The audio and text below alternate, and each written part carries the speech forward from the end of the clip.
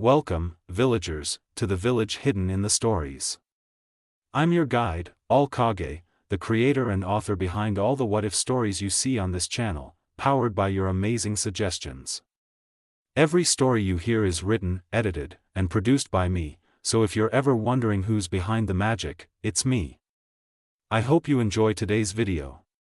If you're new here, make sure to subscribe, hit the bell icon to stay updated, like the video, and don't forget to drop your what-if ideas and questions in the comments. Today's story is part 3 of What If Naruto Was the Fox Sage of the Owl House.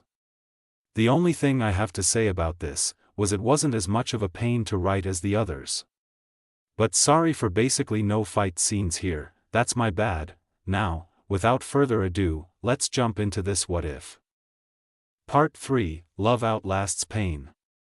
I told them from the beginning. It always starts the same way. A younger Ida stared quietly toward the floor, voice softer than usual. I wake up someplace dark. Her fingers tightened slightly around the small fox curled against her chest. And then it appears. The room felt quieter after those words. I run. A pause. And eventually, I wake up knowing I turned into that thing. The exhaustion in her voice made her sound older than she actually was. Once they realized what I was going through, they tried everything they could to help. Her expression dimmed slightly. But it was frightening, how far they were willing to go to protect me. The fox's ears twitched faintly at that. So I ran. Another quiet pause settled between her words. Coincidentally, that was the same day I found the portal door. Ida let out a small sigh before slowly leaning back against the wall behind her. Then she looked down toward the tiny kit resting in her arms. For a moment, the fox simply blinked back at her.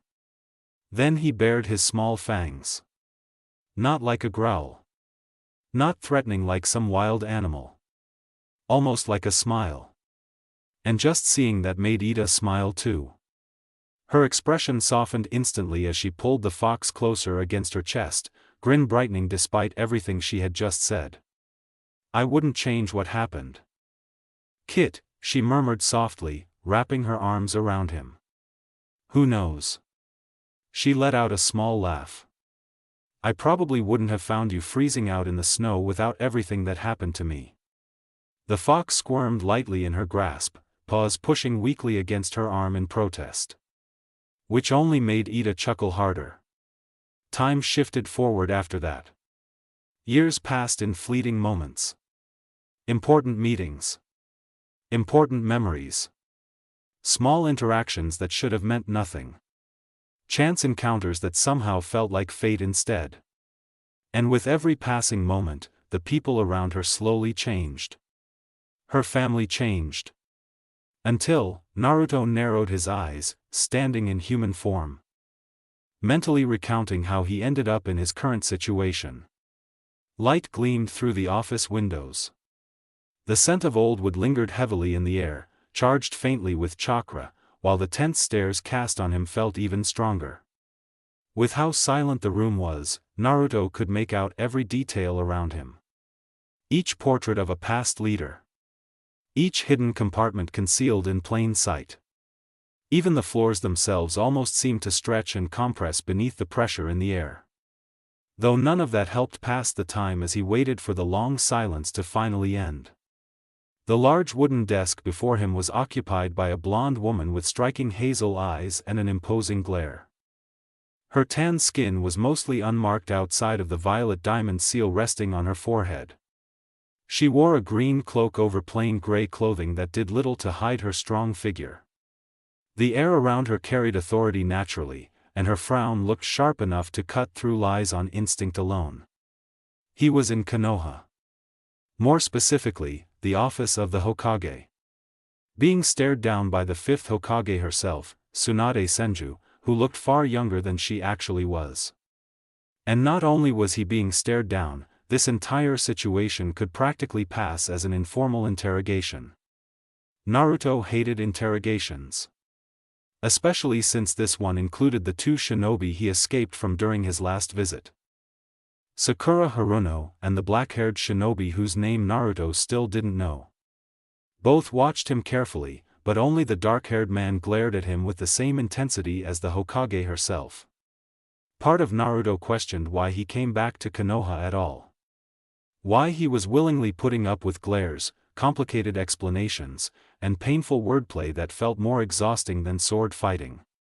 Why he was standing here like this, when he could instead be asleep in one of his favorite corners of the Owl House. Of course, another part of him already knew the answer. Knew why he was here. Knew what he needed from the conversation that was about to happen. Knew this would matter.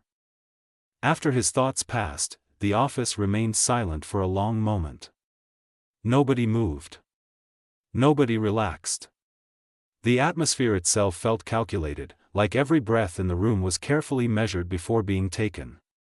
Then finally, Tsunade spoke slowly, fingers folded together beneath her chin. "I am to believe you are Naruto Uzumaki?" The feeling in the office grew heavier immediately. Naruto's ears twitched slightly. Sakura's shoulders tightened almost imperceptibly. The black-haired Jonin's fingers subtly flexed near the hilt of his sword. "The same Naruto Uzumaki who vanished 7 years ago," Tsunade continued. "The same Naruto Uzumaki who carried the 9 tails? The same Uzumaki child presumed dead alongside his godfather?" Each question landed with deliberate weight. Not accusations. Pressure. Another long silence followed. Naruto realized quickly that Tsunade weaponized silence almost as effectively as most shinobi weaponized chakra. "And you expect me to believe," Tsunade continued calmly, "that you survived all this time in another world?" Her hazel eyes sharpened. "That is completely absurd." Before Naruto could even answer, Sakura stepped forward slightly. "With all due respect, Hokage-sama," Sakura spoke carefully, eyes softened. "This is Naruto." Sakura gestured to him. "You weren't here when he disappeared, but I was." Her emerald eyes locked onto Naruto for a moment. This is definitely him." Naruto noticed the subtle hesitation in her voice. Not doubt. Emotion. Like she still couldn't fully process the fact he was standing here alive. Another silence settled over the room. Naruto still said nothing. Tsunade's gaze slowly shifted toward the other Jonin. "What say you?" Her eyes narrowed slightly. "Sasuke?" The dark-haired Jonin reacted almost invisibly. But the name alone made Naruto's eyes narrow slightly in realization. Sasuke Uchiha. The last Uchiha. The boy his younger self once chased to complete the mask of the knucklehead who wanted to be a ninja, but for some reason now just looking at the Uchiha pissed him off. Sasuke's dark eyes remained locked on Naruto. "I wouldn't say I spoke to the brat much," Sasuke said flatly. "But if you're asking whether his story checks out."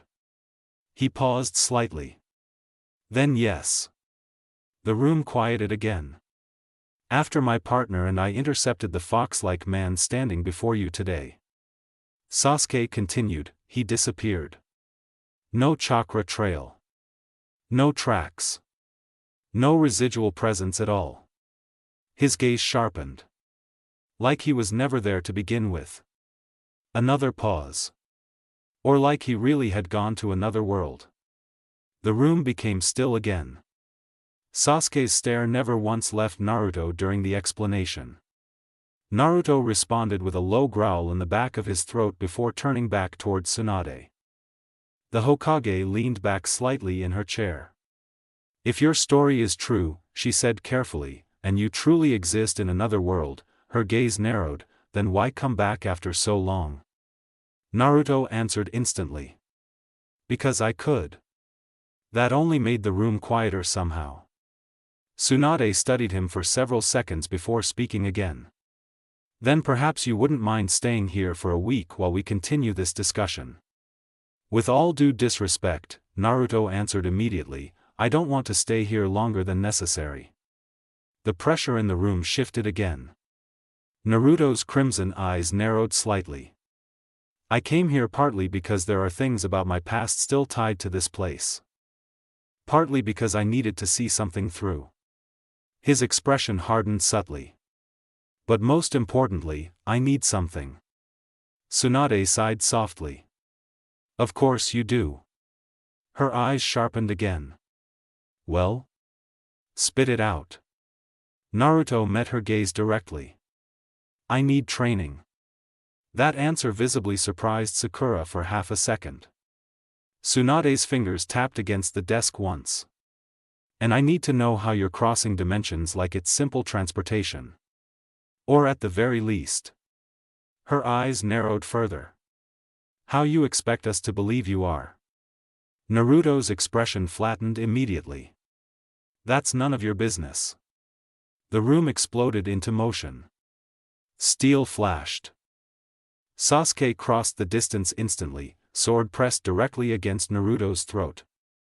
Watch your tone when speaking to the Hokage, he snapped, edging the blade closer with every breath. Naruto barely even looked at him. But the air around him shifted dangerously. A low growl escaped him before slowly subsiding. I suggest, Naruto said quietly, you tell your Uchiha to stand down. His fox-like eyes flicked toward Sasuke for half a second. Or I'll do more than counter him like I did last time. Sasuke's eyes sharpened instantly. Tsunade raised her hand before the tension could escalate further. Sasuke reluctantly stepped back, though his stare never softened. I apologize for him, Tsunade said calmly. But you have to understand the situation you've placed us in. You claim to be a missing Jinchuriki who vanished 7 years ago, she sighed deeply, closing her eyes. Not only that, her gaze grew heavier. Your story suggests the existence of other worlds entirely. That kind of information could threaten not only this village, but neighboring nations as well. Another silence followed. This one felt heavier than before. Then finally, how can I trust you? Naruto's eyes narrowed slightly. Part of him immediately thought this entire trip had been a mistake. But he forced the thought down. He needed this. Needed to become stronger. Needed to stop falling short when people depended on him. You honestly can't trust me. Naruto admitted. Sakura blinked slightly at the honesty. But that doesn't mean you shouldn't. Naruto lifted his hand slowly. Seal markings spread across his skin for only a moment before a photograph appeared in his grasp. He placed it carefully onto Tsunade's desk. The picture showed a younger Naruto standing beside Jiraiya. Both smiling. I don't want any part in your village anymore. Naruto said quietly. I don't want to become a shinobi like I used to dream about. I don't care about your politics. Your missions. Your wars. His gaze lowered slightly toward the photograph. I'm only looking back without letting this place define me. Then his eyes hardened again. And more importantly, I need to get stronger. For the people precious to me back home. The room fell silent again. But this silence felt different. Less hostile. More thoughtful. Tsunade stared down at the photograph for several seconds. The hardness in her expression softened almost invisibly. This was your home. She said quietly. Naruto answered immediately.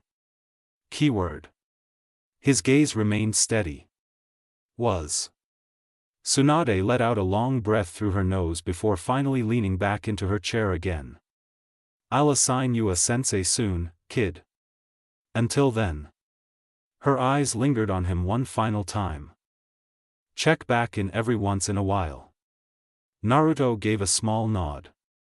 Then, without another word, his body vanished in a small flicker of chakra. Leaving the office heavy with silence once more. Naruto reappeared in the living room of the Owl House, back in the boiling aisles. He stood lazily, yet tensely, in the middle of the scattered trinkets Ida had thrown around the room over the years. The house still carried that same strange atmosphere it always had. Dim candlelight flickered against warped wooden walls. The lingering scent of feathers and old magic refused to leave no matter how many windows were opened. And the stolen couch he usually slept on still sat crooked near the center of the room. But for once, the familiar scenery of home wasn't what occupied Naruto's thoughts. As he slowly walked toward the kitchen, his mind began drifting back to a few days ago. To the portal door. To how badly he failed. To how unprepared he truly was. His weakness hadn't only gotten Luz hurt. It had destroyed her connection to home. To her mother. At least, that was how Naruto saw it. She couldn't even text Camilla like she used to. Without the portal door being open near her, she had no cell service. That was why he swallowed his resentment toward Konoha and returned there after all these years. Because the guilt sitting in his chest had become impossible to ignore. Naruto paused near the kitchen doorway. The feelings pressing against him felt heavier now that he was finally back. Going to Konoha had been a step forward. The seal system he developed had made him stronger. Much stronger. But after the Golden Guard manipulated him into destroying the portal door, Naruto realized how weak he still was. The seals had potential he wasn't fully using yet. Partly because of their drawbacks. But mostly because Naruto still fought like he always had, physically, instinctively, directly. That would have to change. He needed to rebuild the way he fought entirely. Integrate the seals into his movements instead of treating them like separate tools. And unfortunately, the only people he knew capable of helping him create an entirely new fighting style were shinobi. He just hoped dealing with Konoha wouldn't cause more trouble than good. Naruto finally stepped into the kitchen, tired eyes lazily scanning the room before immediately landing on Luz. She was asleep at the wooden table, slumped forward in the middle of scattered books, loose papers, and half-finished notes. A few pages had stuck to the side of her face while others hung loosely from her shoulder. It looked peaceful in a strange way. But it also looked like the aftermath of someone forcing themselves to stay awake far longer than they should have. Naruto silently tensed. Guilt rose sharply in his chest. But just as quickly, he compressed it back down, quietly turning away as he decided to let her rest. After what he did, she deserved that much. For all he knew, she had spent the last 3 days researching non-stop after the portal door's destruction. He didn't know. And honestly, he didn't think he deserved to ask. Naruto quietly moved to leave the kitchen again, instinctively choosing distance over confrontation. But before he could, dang it. Ida's sudden shout immediately stopped him in place while simultaneously jolting Luz awake. Luz gasped sharply and sprang upright, papers that had been resting on her head flying into the air around her. Naruto blinked before slowly turning back toward the kitchen fully. Only now realizing Ida had apparently been there the entire time. We ran out of apple blood, Ida practically cursed, staring into the fridge like it personally betrayed her. Then, after a short pause, she slammed it shut and turned toward Luz. Crossing her arms, Ida forced herself to ignore the tragedy of losing her favorite drink, though her voice still carried clear annoyance beneath the casual tone. "How's the research going?" Luz looked like she fully woke up for the first time since Ida shouted. Then, almost immediately afterward, she somehow looked even more exhausted just from hearing the question. "It's not going at all," Luz groaned dramatically, slumping back over the table. "I was up all night. I read every tome, book, notepad, and tea leaf I could find, but nothing explains how to make a portal to the human realm." Naruto blinked, his eyes widening slightly. "You're trying to make a new door?" Of course, Luz somehow still managed to beam through the exhaustion. "Luz told me a day ago," Ida cut in casually, already leaning against the counter. "I did tell you guys to destroy it so Bellows would never get his hands on it." She spoke like she was recalling a minor inconvenience from yesterday instead of a world-altering disaster. "Then Naruto destroyed Bellows." Ida smirked lazily while gesturing toward Naruto. I just didn't think he'd end up destroying the portal too. The room briefly fell quiet. Naruto looked down slightly, a strained frown pulling at his expression. But before his thoughts could fully spiral, lighten up Kit. Ida's voice softened slightly as she gave him a reassuring grin. As long as the Golden Guard doesn't have it, whether it was a mistake or not doesn't really matter. I'm sure we can help Luz get home in no time. Naruto didn't look convinced. Still, he glanced toward Luz almost instinctively to see how she reacted. But Luz had already gone back to digging through the books around her. Like she was double-checking every note just in case she missed something. That alone made the feeling in Naruto's chest tighten further. Ida noticed the silence settling over the room again and immediately broke it. So, she pointed lazily toward the pile of papers. Mind telling us what you did figure out? Luz gave a small nod, though she still didn't look up from the scattered research covering the table. After the portal got destroyed, I started thinking about where it even came from, she explained. If it was created, or if it just appeared somehow. She paused for a moment before perking up slightly. But the way it looked, it seemed hand-carved. Luz scratched thoughtfully at her chin, eyes scanning across her papers. So someone had to make it. Then finally, despite the exhaustion, a brighter smile returned to her face. So who's to say I can't make one too? But almost as quickly as the confidence appeared, it faded again. Luz sighed heavily, the smile slipping away as she slumped forward over the table once more. But like I said, no luck. Naruto's eyes softened for a moment, hidden pain surfacing beneath the lazy fox-like slits before the expression hardened again. A single question pulled at the back of his mind. You okay? He asked quietly. The words came out softer than usual. Calmer than the observant fox normally sounded. Easy to notice, Luz subtly tensed at the question, but quickly masked it behind a tired smile. Short. Small.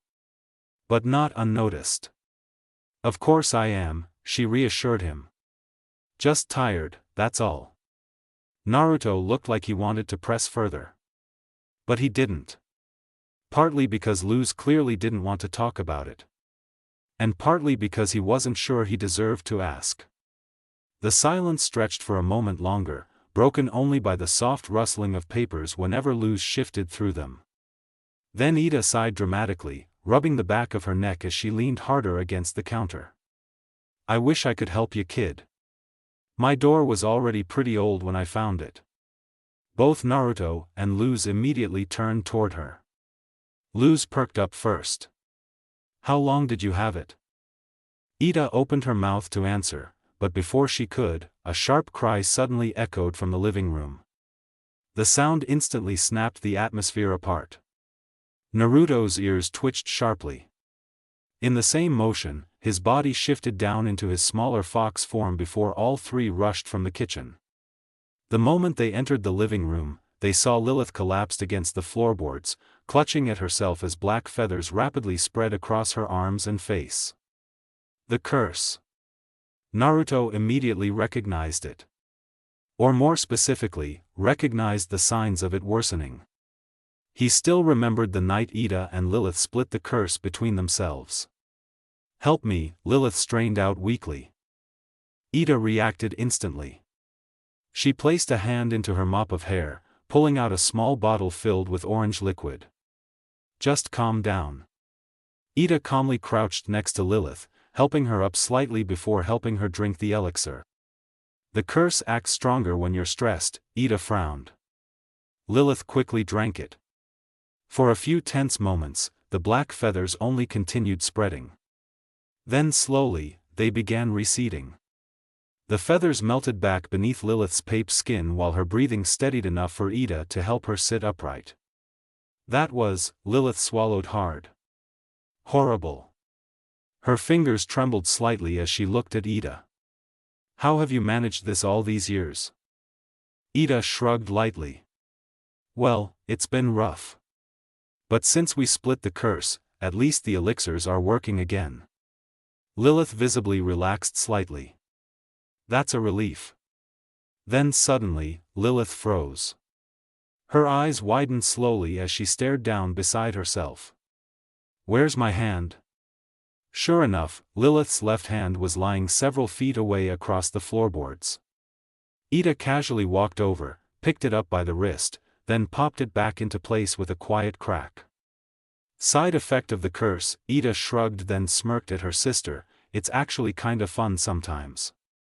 Lilith looked absolutely horrified by that statement.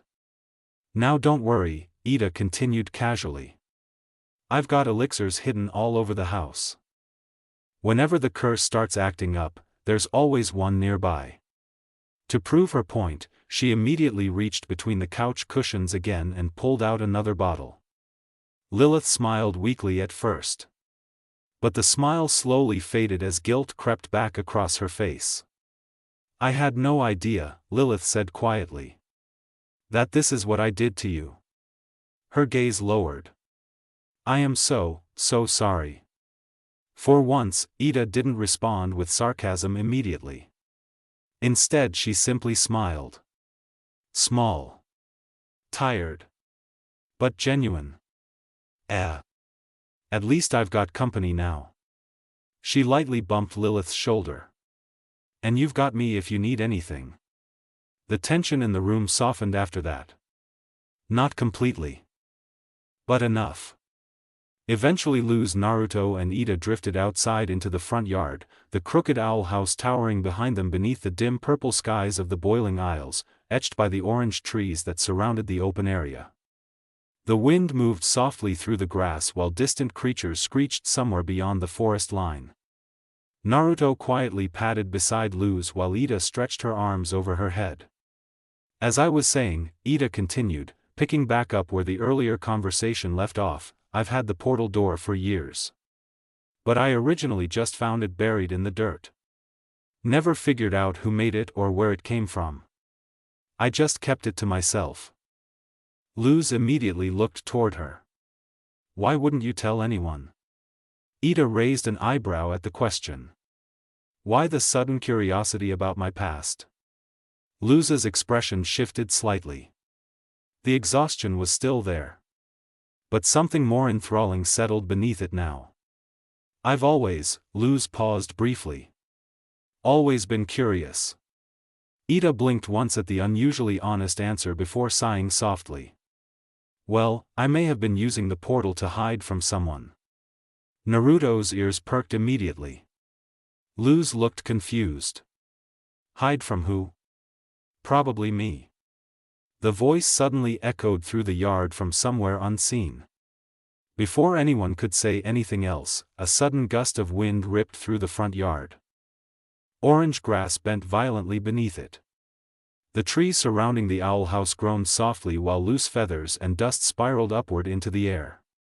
Everyone's attention snapped toward the forest line immediately. Then the wind intensified.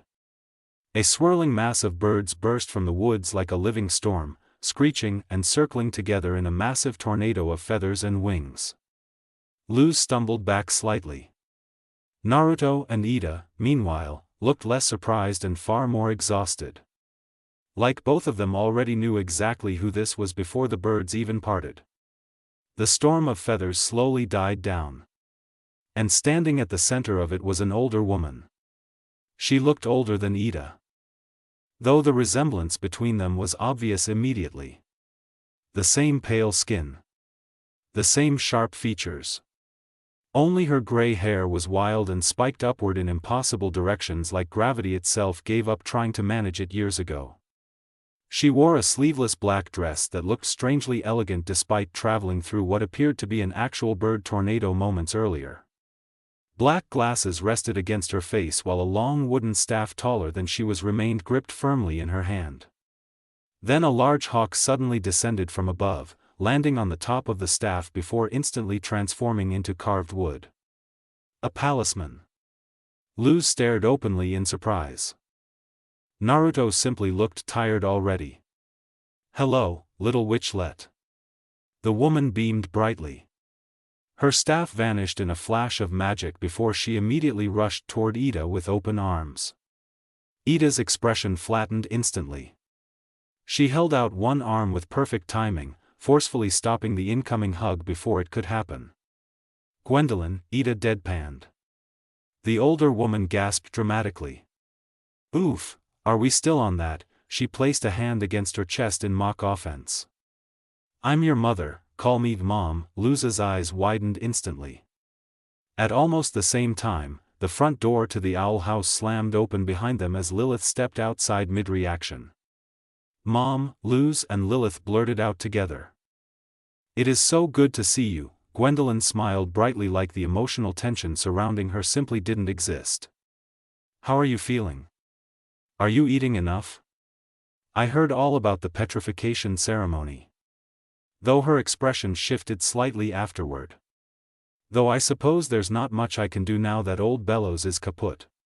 Then suddenly she looked around the yard expectantly. "Speaking of that, where is my grandson?" Naruto froze. Then immediately tried sneaking backward toward the house as quietly as possible. Unfortunately for him, Gwendolyn noticed instantly. "There's my boy." Before Naruto could react, he was suddenly lifted straight into the air by magic. His paws kicked uselessly while Gwendolyn held him up at eye level. "Why do you insist on staying in this scavenger-looking form?" she scolded immediately. "And when was the last time you had a bath?" She squinted harder at him. "Your fur is covered in dirt." Naruto grumbled loudly in annoyance. "My fur is fine." Before Gwendolyn could continue the lecture, Lilith quickly stepped forward. "Mother," Lilith interrupted almost desperately. "You know, I was there too." "Oh, hello to you too, sweet flea." Gwendolyn immediately switched focus, gently touching Lilith's hair. "Still dyeing your hair, I see. Well, it's very sleek." Then she casually waved a hand. "Now give me a moment with Idalin." "Dear. This is important." Lilith's expression faltered slightly. The excitement she carried moments ago dimmed almost instantly. But Gwendolyn either didn't notice, or simply didn't realize what she had done. "That's right," Gwendolyn announced proudly. "Today marks the completion of a 30-year mission." "Oh no," Ida groaned immediately. "Your mother has finally succeeded." Ida pinched the bridge of her nose. "Here it comes." Gwendolyn dramatically spun her staff once before slamming it into the ground. "Today." Her eyes gleamed proudly. "I shall be curing." She pointed dramatically toward Ida. "Your curse." "No thanks," Ida answered instantly. "What?" Luz and Lilith shouted together. "No thanks," Ida repeated. "I've got my elixir system. I'm good." Gwendolyn looked horrified. "But who knows what they put into those nasty concoctions?" "Actually, I do." Ida suddenly grabbed Gwendolyn's staff. "And would you look at the time?" Before anyone could react, Ida forcibly shoved Gwendolyn onto the floating staff. "I've got a lot to do today. So sad to see you go."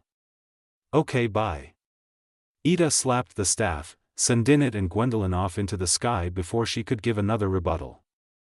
The older witch disappeared into the distance with a startled scream while Ida casually dusted off her hands afterward. Then she turned back toward Luz and Lilith. Both were staring at her in complete disbelief. "I haven't seen Mother in forever," Lilith said, utterly stunned. "And she was handing you a cure on a silver platter." Luz looked equally horrified. "I'd kill to see my mom right now and you just launched yours into the sky." "She comes around every year," Naruto sighed. "And now I know why." His fox ears flicked slightly. "She's been promising you a cures." "Cures that never worked," Ida answered immediately. "So I stopped trying." Her expression hardened slightly. "I'm done getting my hopes up." With that, Ida turned and started walking back toward the house. Lilith remained frozen for a moment longer. "Mother visits Idalin regularly," she whispered almost disbelievingly. Then she quietly walked after Ida inside. Naruto started following too. But before entering, he noticed Lu's glance quietly toward the edge of the yard. Gwendolyn had crashed nearby and was now walking away slowly, shoulders slightly lowered beneath the fading orange skies. Naruto already knew exactly where this was heading. Luz was going to follow her. And normally, he probably would have too. But after everything that happened recently. After the portal. Naruto didn't feel like it was his place to interfere anymore. So instead, he quietly turned and walked back toward the owl house. Missing the way Luz silently watched him leave. Luz hurried after the older witch before she could disappear down the path. Miss Clawthorne? Gwendolyn paused mid-step, turning around just in time for Luz to catch up. I'm Luz. Luz smiled awkwardly, slightly out of breath. Ida's apprentice. She rubbed the back of her neck sheepishly. I think what you're trying to do is really sweet. And Ida can just be so. Ida sometimes. Gwendolyn's expression softened immediately. Call me Gwen, dear. Then her smile turned more bittersweet. But please don't blame Idalin. It was the curse that created the rift between us. Luz's expression dimmed slightly at that. I understand. It's kinda like how I'm trying to get back to my mom in the human realm. That caught Gwen's attention instantly. Human realm? Her brows lifted in surprise before something thoughtful crossed her face. Echem, then suddenly her eyes widened. My dear, Gwen gasped softly. I may know how to fix both our rifts. Luz perked up immediately. Really? I've heard information that may assist you on your quest. Gwen explained carefully. Help me cure Ida's curse, and that information is yours. Luz's eyes lit up almost instantly. This was it. A way to help Ida. A way to help rebuild the portal. A way to fix things. There was no question to it. Of course, Luz answered quickly. Where do we start? Gwen smiled knowingly before pulling an old tome from seemingly nowhere beneath her cloak. We begin immediately. Naruto lay sprawled across the couch, eyes closed, tail flicking lazily over the armrest. To anyone looking, it would have seemed like he was taking one of his usual naps. He wasn't. His thoughts refused to settle. Every time he closed his eyes, they drifted back to the portal door. To Luz, to the look on her face when it shattered. Naruto let out a slow breath through his nose. He wanted to apologize, actually apologize. Not some rushed explanation. Not a murmur that meant more than he would let on, a real apology. The problem was he didn't think words were enough. Not for this. Part of him thought helping Luz build a new portal door might make up for what happened. Might prove he was trying. Might fix at least a piece of what he broke. But another part of him wasn't sure she would even want his help. The thought sat heavily in his chest. Before it could spiral any further, King's voice cut through it. Isn't it amazing? Naruto cracked one eye open. King sat on the floor with his stuffed bunny, Francois, in his lap, looking unusually hopeful. If Ida's mom can just pop up, who's to say my dad can't? Naruto's ear twitched. The hope in King's voice was impossible to miss. Unfortunately, Lilith was currently halfway through a tub of ice cream on the couch. And apparently feeling honest. Yeah, good luck with all that dad stuff. She scooped up another spoonful. Sometimes it doesn't matter how dutiful or successful you are. Lilith stared into the ice cream container like it had personally offended her. Parents just won't give you the time of day. Naruto's eyes opened fully for a moment. King's smile faltered. Don't listen to her, Francois. King held the stuffed animal closer. My dad won't be like that. Right, Lilith snorted. Your mysterious father who didn't even stick around to watch you hatch. The words landed immediately. King froze. His ears drooped. For a second, the room became uncomfortably quiet. Then Lilith's expression shifted. The irritation drained away almost instantly. She suddenly looked more miserable than angry. "Looks like you and I are in the same boat, King." King whimpered softly and hugged Francois tighter. Naruto finally sat up. "Don't listen to her." Both looked toward him. Naruto rested his chin on one paw. "She's stuck her head too deep in that ice cream." Lilith narrowed her eyes. King, however, let out a small laugh. Only a small one. But it was enough to lighten the room for a moment.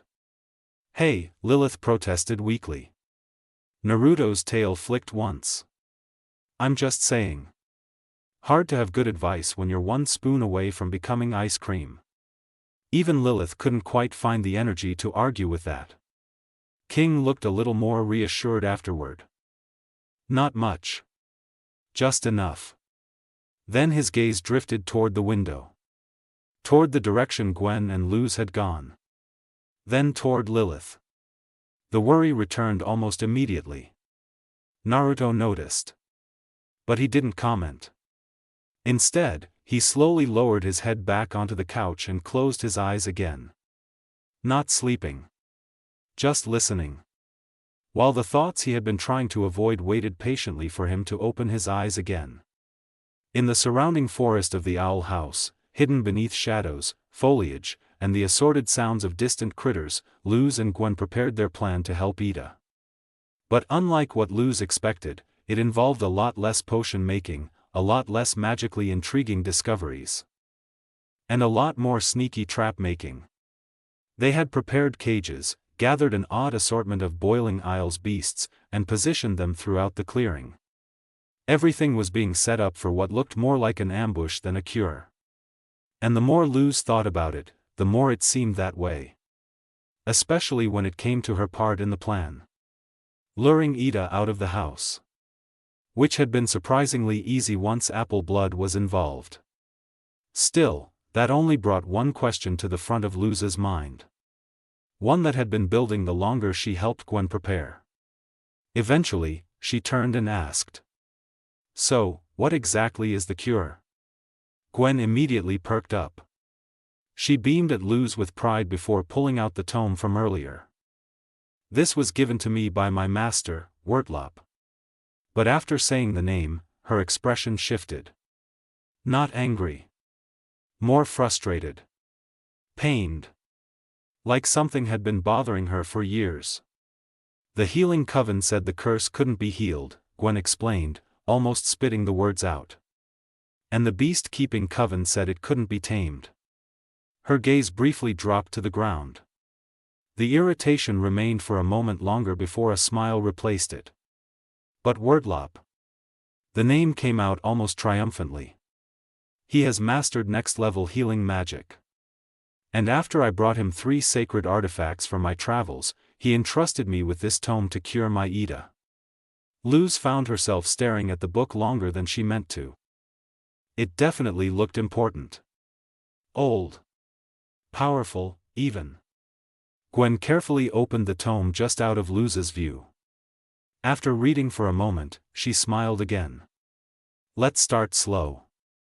The tome says we begin by using fire bees, flying eels, and a whole assortment of different beasts to lure the curse out." She snapped the book shut and turned back to Luz, keeping the same confident smile. Like she hadn't just described several different ways to freak Ida into a breakdown. Luz was already frowning. She knew exactly what situations like that did to Ida. That sounds like it would just stress her out. Her frown deepened. "Are you sure that's what it says?" Gwen's smile didn't waver. "Trust me, Luz." She tucked the tome away. "Wertlop is my most trusted master. This is simply how the cure works." Then unexpectedly, Gwen's eyes narrowed directly on Luz. Not enough to be threatening. Just enough to make Luz shift slightly where she stood. "Or do you not want to cure Ida?" The question came out lower than everything else she had said. More serious. Luz hesitated. Not because of Gwen's tone. Because of the situation. She needed that portal information. She wanted to help Ida. And right now, it felt like if she didn't do this, neither of those things would happen. So she made her decision. I do want to help.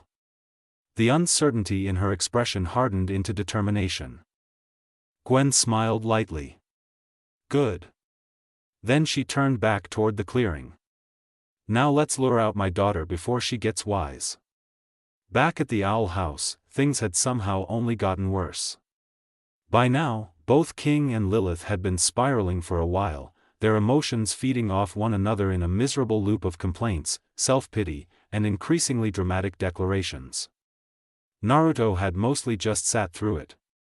Stretched across the couch in his fox form, eyes half closed, tail hanging over the armrest. Not because he agreed with them, but because he honestly had no idea how to stop either of them at this point. King would complain. Lilith would make it worse. Then Lilith would complain. And King would somehow make that worse too. Naruto's ears twitched. His eyes slowly opened. Outside the window, something moved. A familiar hawk-shaped palisman flew past the owl house. Naruto watched it for a second. Then narrowed his eyes. The bird wasn't empty-handed. A large sack hung over its shoulder. Heavy enough that it was actually affecting its flight. The hawk dipped slightly. Corrected itself. Then continued deeper into the forest. Naruto sat up. The lazy look he usually wore faded just a little. Suspicion settled into the back of his mind. A moment later he hopped off the couch. Smoke puffed around him as he shifted back into his human form. Keep an eye on them, please. King looked over. Lilith barely did. I'm going out to check something. Before either could respond, Naruto was already heading for the front door. The moment it shut behind him, Hooty slowly stretched into the living room. That's. His eyes drifted over the collection of empty containers. That's an awful lot of ice cream you guys are eating. Hooty forced out a nervous laugh. You know Ida gets that stuff from the night market, right? Lilith immediately pointed her spoon at him. Are you my mother? She asked flatly. Because that is an awful lot of judgment. Hooty immediately recoiled. King groaned loudly and tossed away another empty container. This stinks. He crossed his arms. If my dad doesn't care about me, why should I care about him? King sat upright. Well, I'm not going to him. He pointed dramatically at himself. He's gonna have to come to me. Then he threw himself onto the floor with all the grace of a dropped brick. Lilith immediately sat upright. And I am sick of being overlooked. She pointed at absolutely nobody. From now on, Lilith rose to her feet. I have no mother. She jabbed a finger toward the door. And I'd say that to her face. Yeah, King agreed instantly. Isn't that taking it a bit too far? Hooty chimed in. It's not taking it far enough, King exclaimed, turning towards the worm-like demon. King pointed toward the window. Go tell her. Lilith blinked. Tell who? My mom? King nodded and gestured outside again. She's right out there. Lilith froze. She is? King shrugged. I saw her leave with Luz. His expression scrunched up. I think they're trying to heal Ida's curse or whatever. Something shifted across Lilith's face. A realization. Then a crooked smile. One she immediately tried forcing back down. Oh. She laughed awkwardly. Is that so? Her smile tightened. Mother paying attention to Idalin. A pause. Again. Lilith crossed her arms. I mean. Another pause. It's not like I care. A few black feathers suddenly popped from the side of her face. Hooty slowly began retreating. King pointed nervously. You got, he swallowed. A little something. Lilith's hand immediately flew to her cheek. The moment she felt the feathers, her eyes widened. No, she spun around, the couch cushions flew into the air. Nothing. Lilith ripped through them again, still nothing. No, no, no. She rushed toward the flower pot, dug through the soil. Empty. Her breathing quickened. She ran to the kitchen, flinging open the cabinet doors. Still nothing. Where are the elixirs? The shout echoed through the house. King immediately sat up. Lilith's voice had changed. The panic in it was real. Not dramatic. Not exaggerated. Real. Lilith stumbled backward. Her breathing became uneven. Fast. Shaky. Desperate. No, her hands shook. Black feathers spread further across her skin. Lilith dropped to her knees. Both hands covered her face. A quiet sob escaped her. Then another. King's ears lowered. The frustration vanished immediately. Lilith? He slowly walked toward her. Carefully. Concern replacing every other emotion. Lilith? She didn't answer. Her shoulders trembled. Then suddenly, Lilith jolted upright. A horrifying scream tore from her throat. The entire owl house shook. King stumbled backwards. Hooty yelped. Lilith's eyes turned completely black. Feathers exploded outward from her body. Not a few. Hundreds. They erupted from her arms, neck, face, and back. Bones cracked. Furniture splintered. The ceiling groaned. Lilith's body rapidly expanded. Growing taller. Larger. Her neck stretched unnaturally long. Black feathers mixed with her hair until the two became almost indistinguishable. Massive wings burst from her back, smashing into the walls. Talons tore through the floorboards. Her fingers lengthened into hooked claws. The room felt smaller with every second. Until finally, the transformation stopped. Standing where Lilith once had been was a monstrous beast of black feathers and jagged features. Larger than Ida's owl beast. Much larger. Its neck was long and predatory. Its ears stretched upward into sharp points. Massive black wings folded against its body. Dark feathers covered nearly every inch of it. Its black eyes slowly lowered toward King. A deep growl rumbled from its chest. The sound alone made the walls creak. King stared upward. Completely frozen. Where? Back in the forest, Luz and Gwendolyn had not only managed to lure Ida out of the owl house, but had also spent the better part of an hour trying nearly every cure listed inside the ancient tome. Unfortunately, every single one had failed. They tried scaring the curse out. They tried blasting it out. They tried freezing it out. And for some reason, giant spiders had apparently been involved.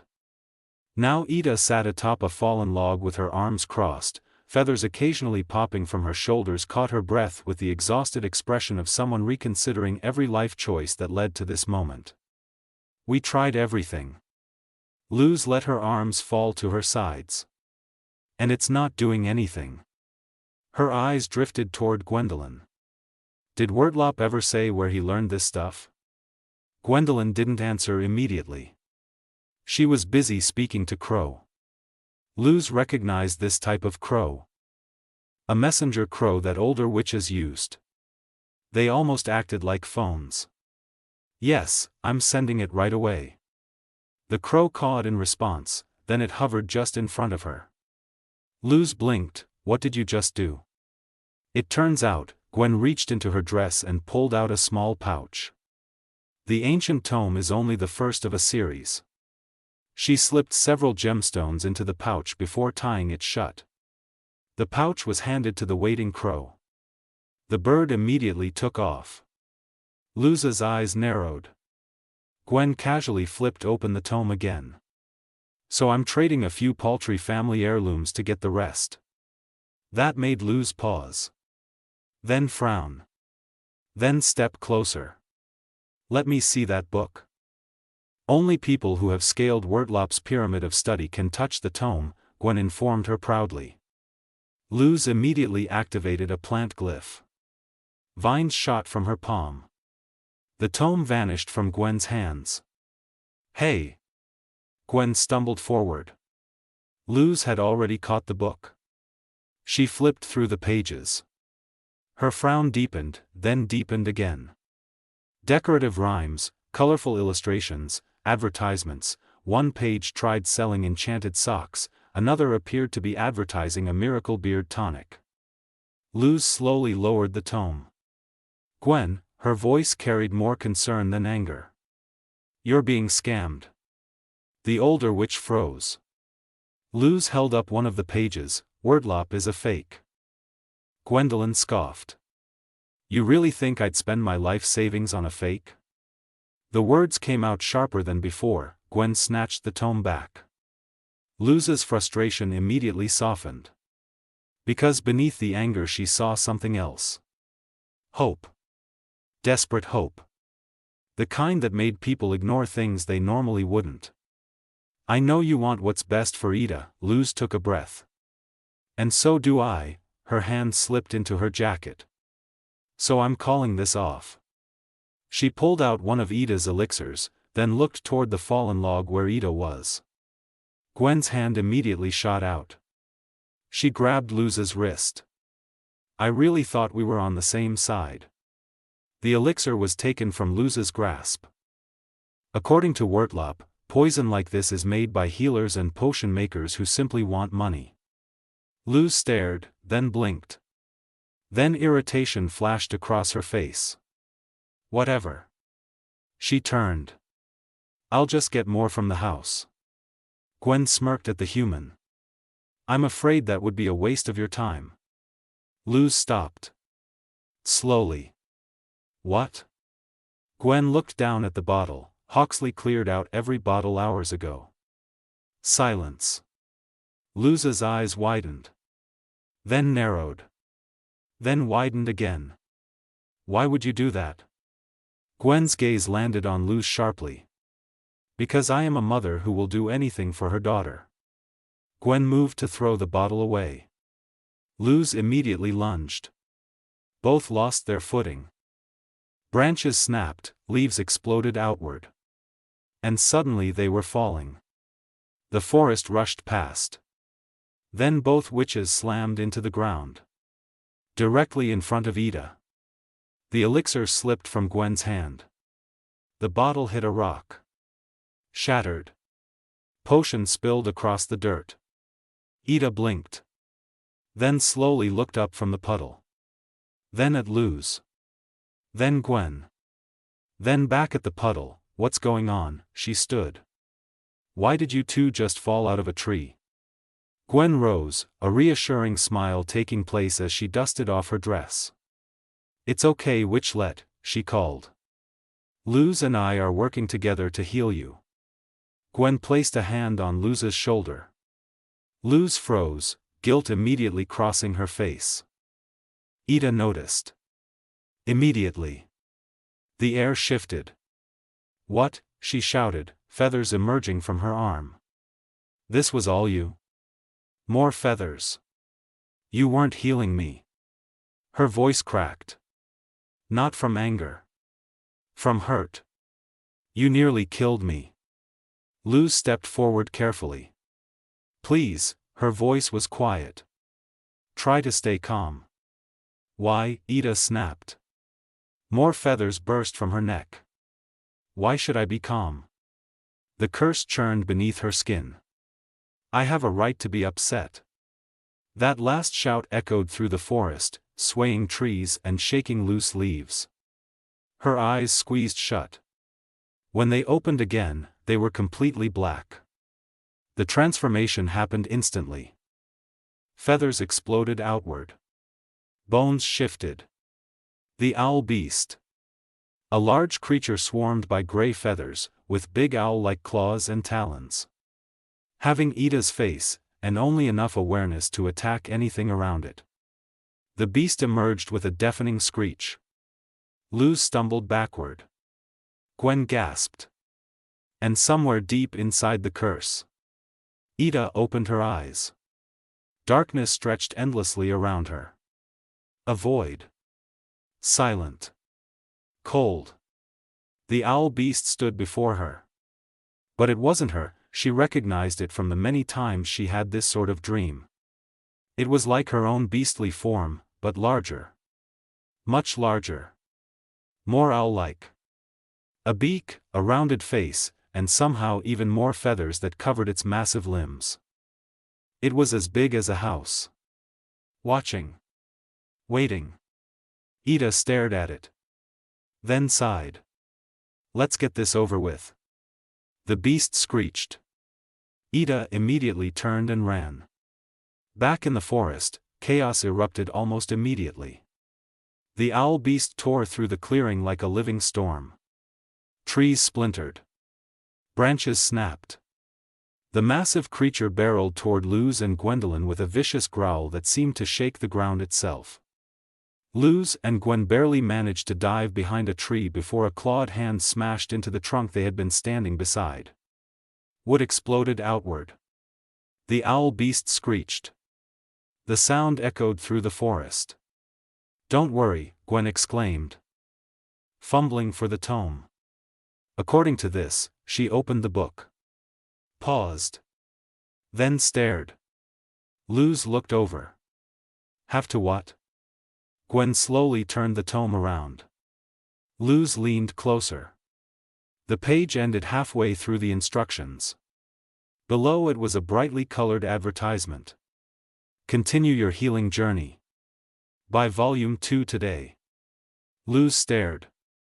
Then slowly lowered her head. "You've got to be kidding me." The owl beast roared again. The tree they hid behind shook violently. Luz pinched the bridge of her nose. Then suddenly remembered something. Wait. She looked at Gwen. Shouldn't Hawksley still have the rest of the elixirs? Hope appeared in her eyes. "We can at least use those." Before Gwen could answer, a familiar voice interrupted. "Already ahead of you." Both turned. Naruto stood nearby. Completely unharmed. Completely calm. And carrying the giant sack Hawksley had stolen earlier. The hawk palisman struggled angrily beneath one of his arms. Naruto casually handed the bird back to Gwen. The moment he let go, Hawksley immediately began pecking at his sleeve in protest. Naruto ignored him. "I should have known something was up." He tossed the sack onto the ground. "Sorry I'm late." Luz blinked. Then despite everything, a small smile appeared. Naruto looked toward the owl beast. Then toward the sack. Then toward the owl beast again. Well. He grabbed an elixir. "Let's fix this."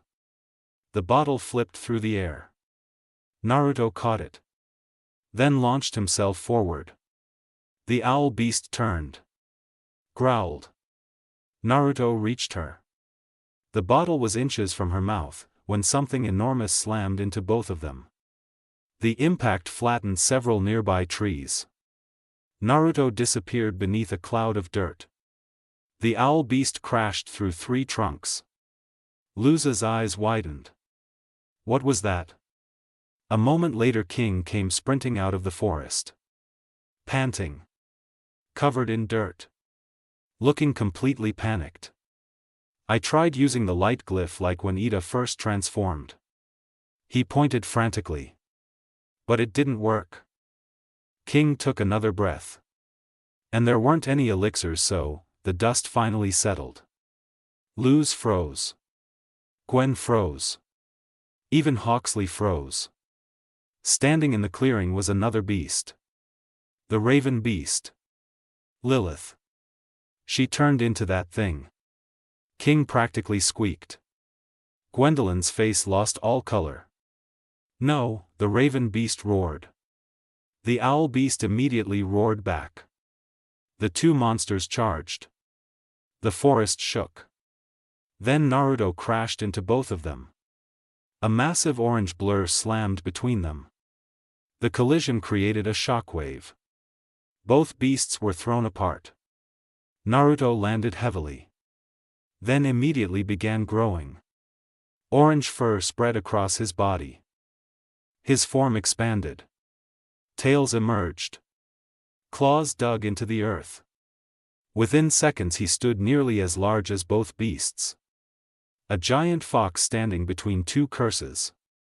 Can nobody have a normal day around here? Naruto growled. Neither beast listened. Both immediately attacked him.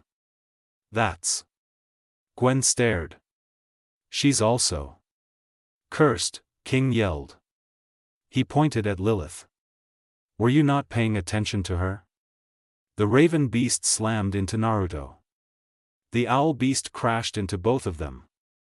Luz grabbed the sack of elixirs before it could slide away.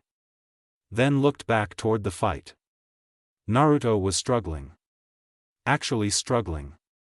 The three monsters rolled through the forest. Trees snapped beneath them. Feathers filled the air. Every few seconds Naruto managed to pin one beast. Then the other would immediately break free. We need to help Naruto get the elixirs into their systems. Luz's voice was firm. Focused. He's never handled two beasts at once.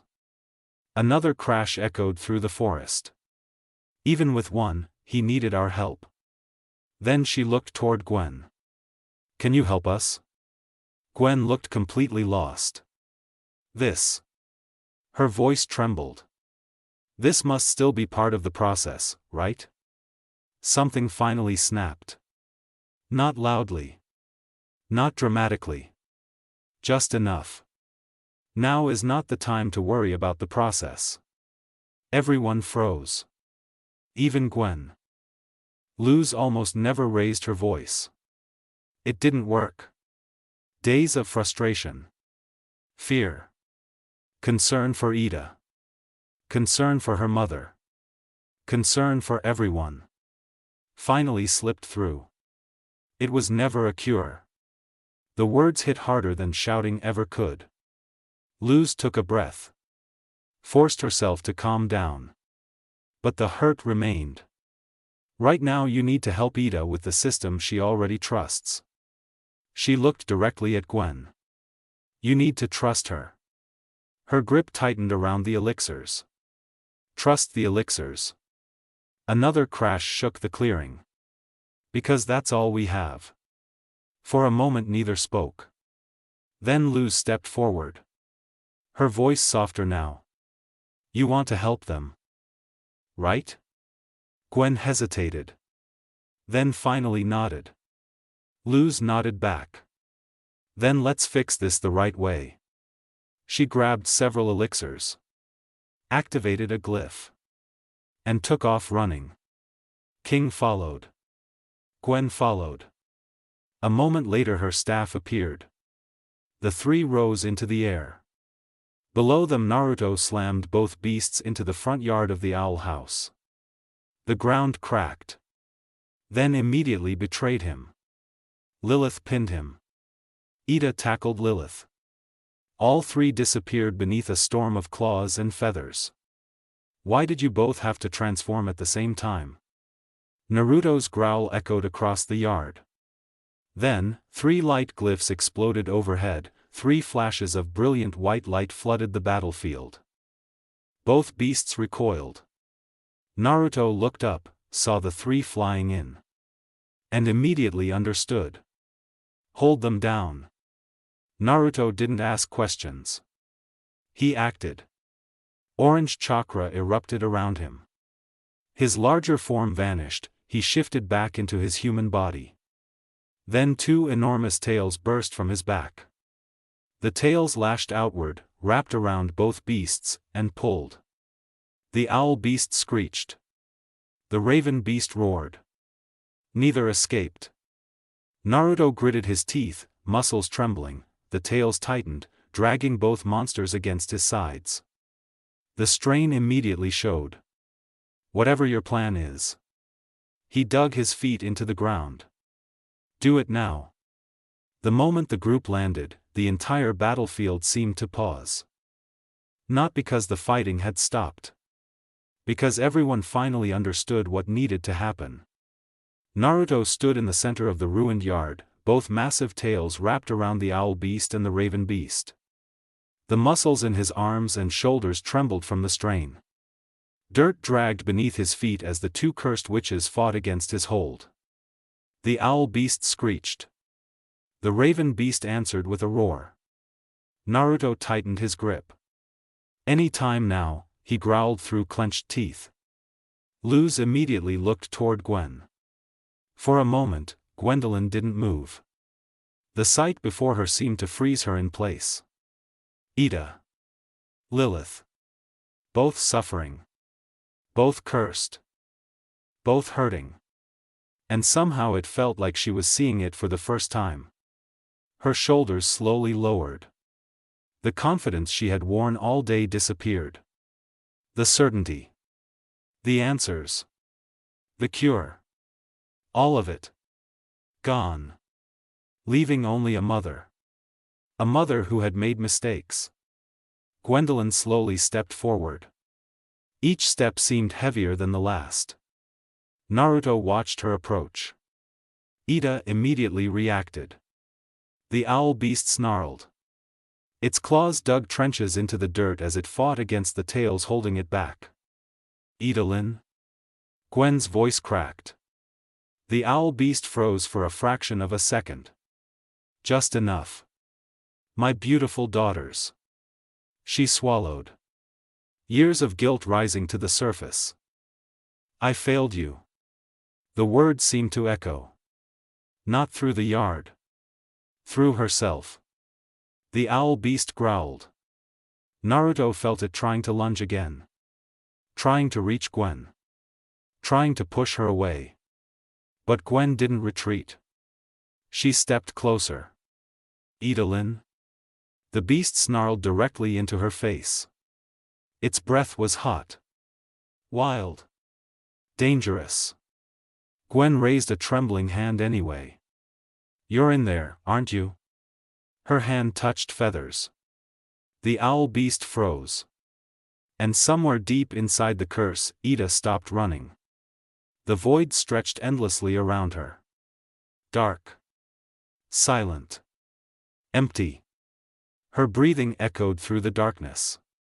Behind her came the familiar sound of claws. The owl beast was still chasing her. Still hunting her.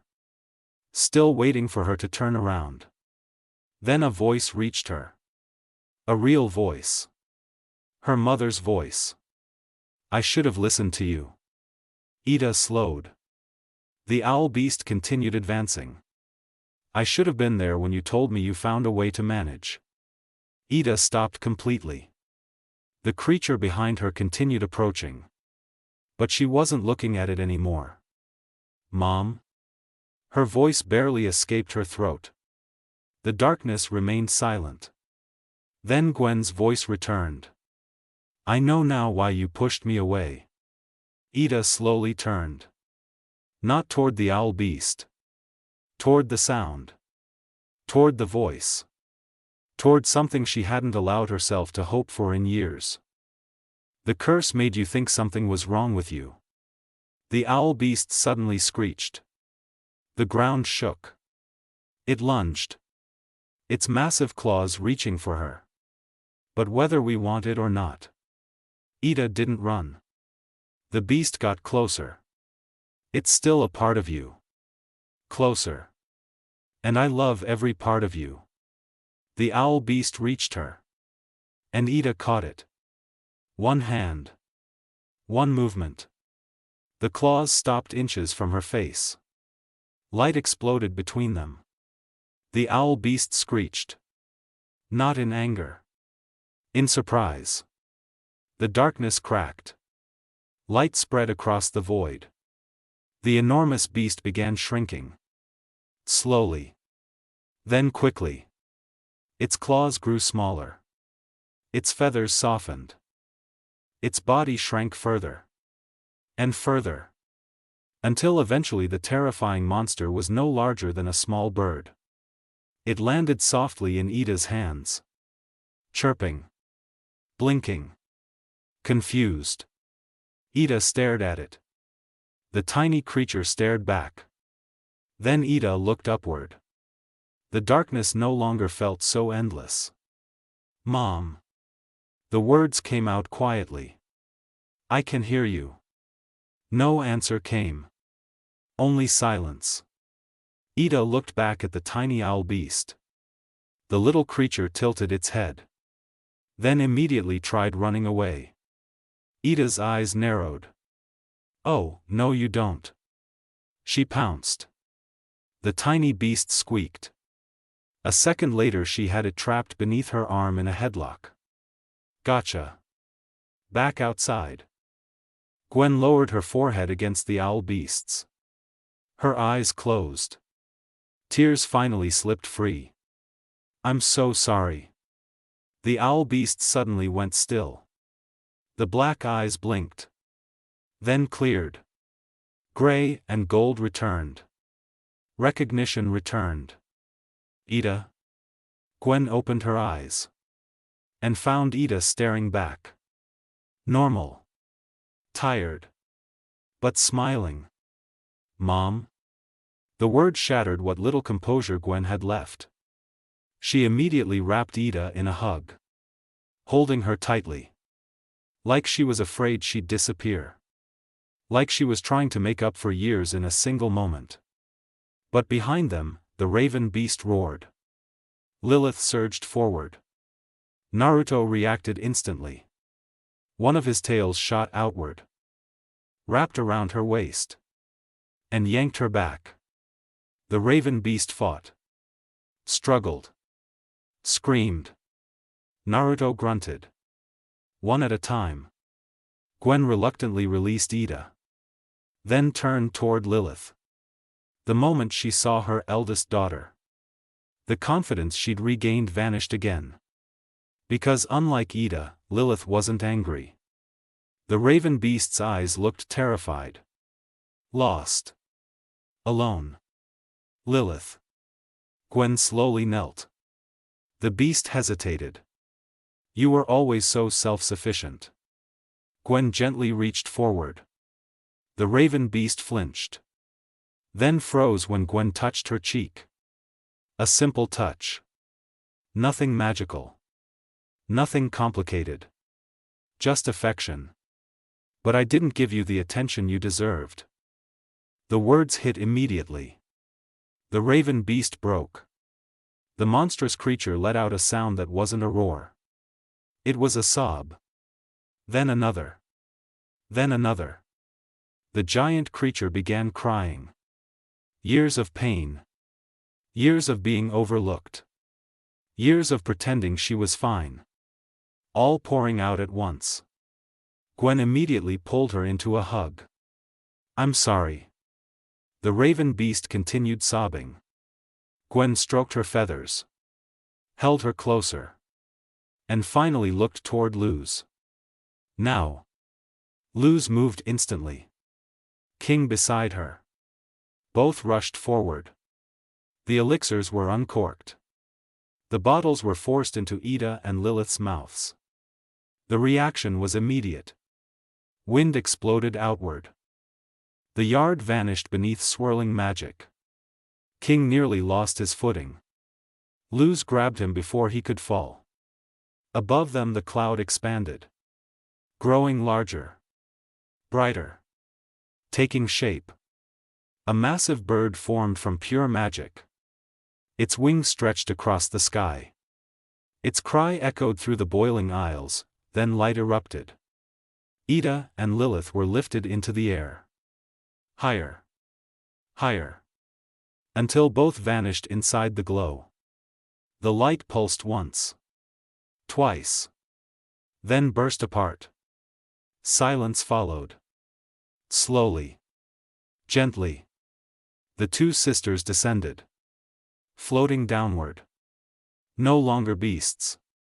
No longer monsters. Just Ida. And Lilith.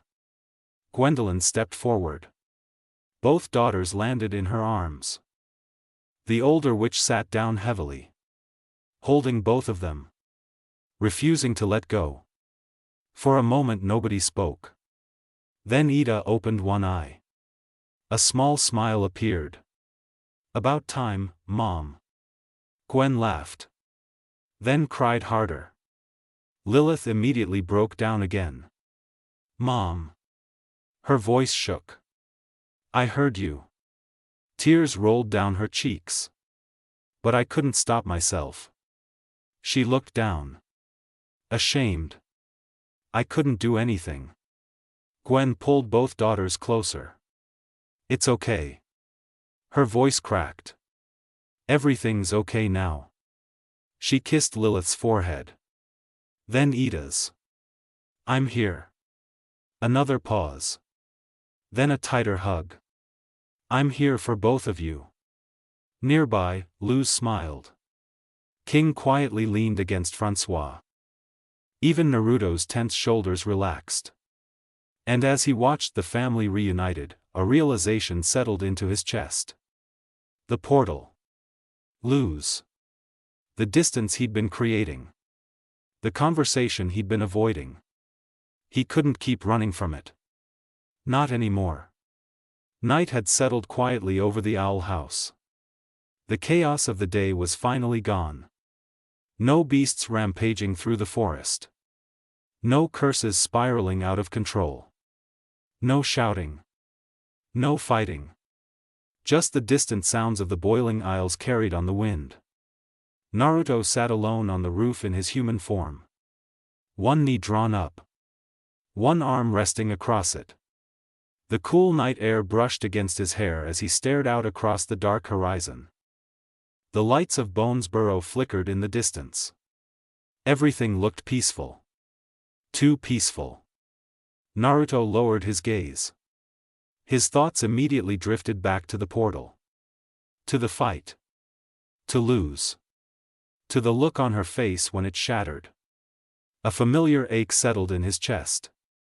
One he had been trying, and failing, to ignore for days. He already knew she would come eventually. Which was why he wasn't surprised when he heard footsteps climbing toward the roof. A few moments later Luz pulled herself up beside him. She sat down without a word. For a while neither of them spoke.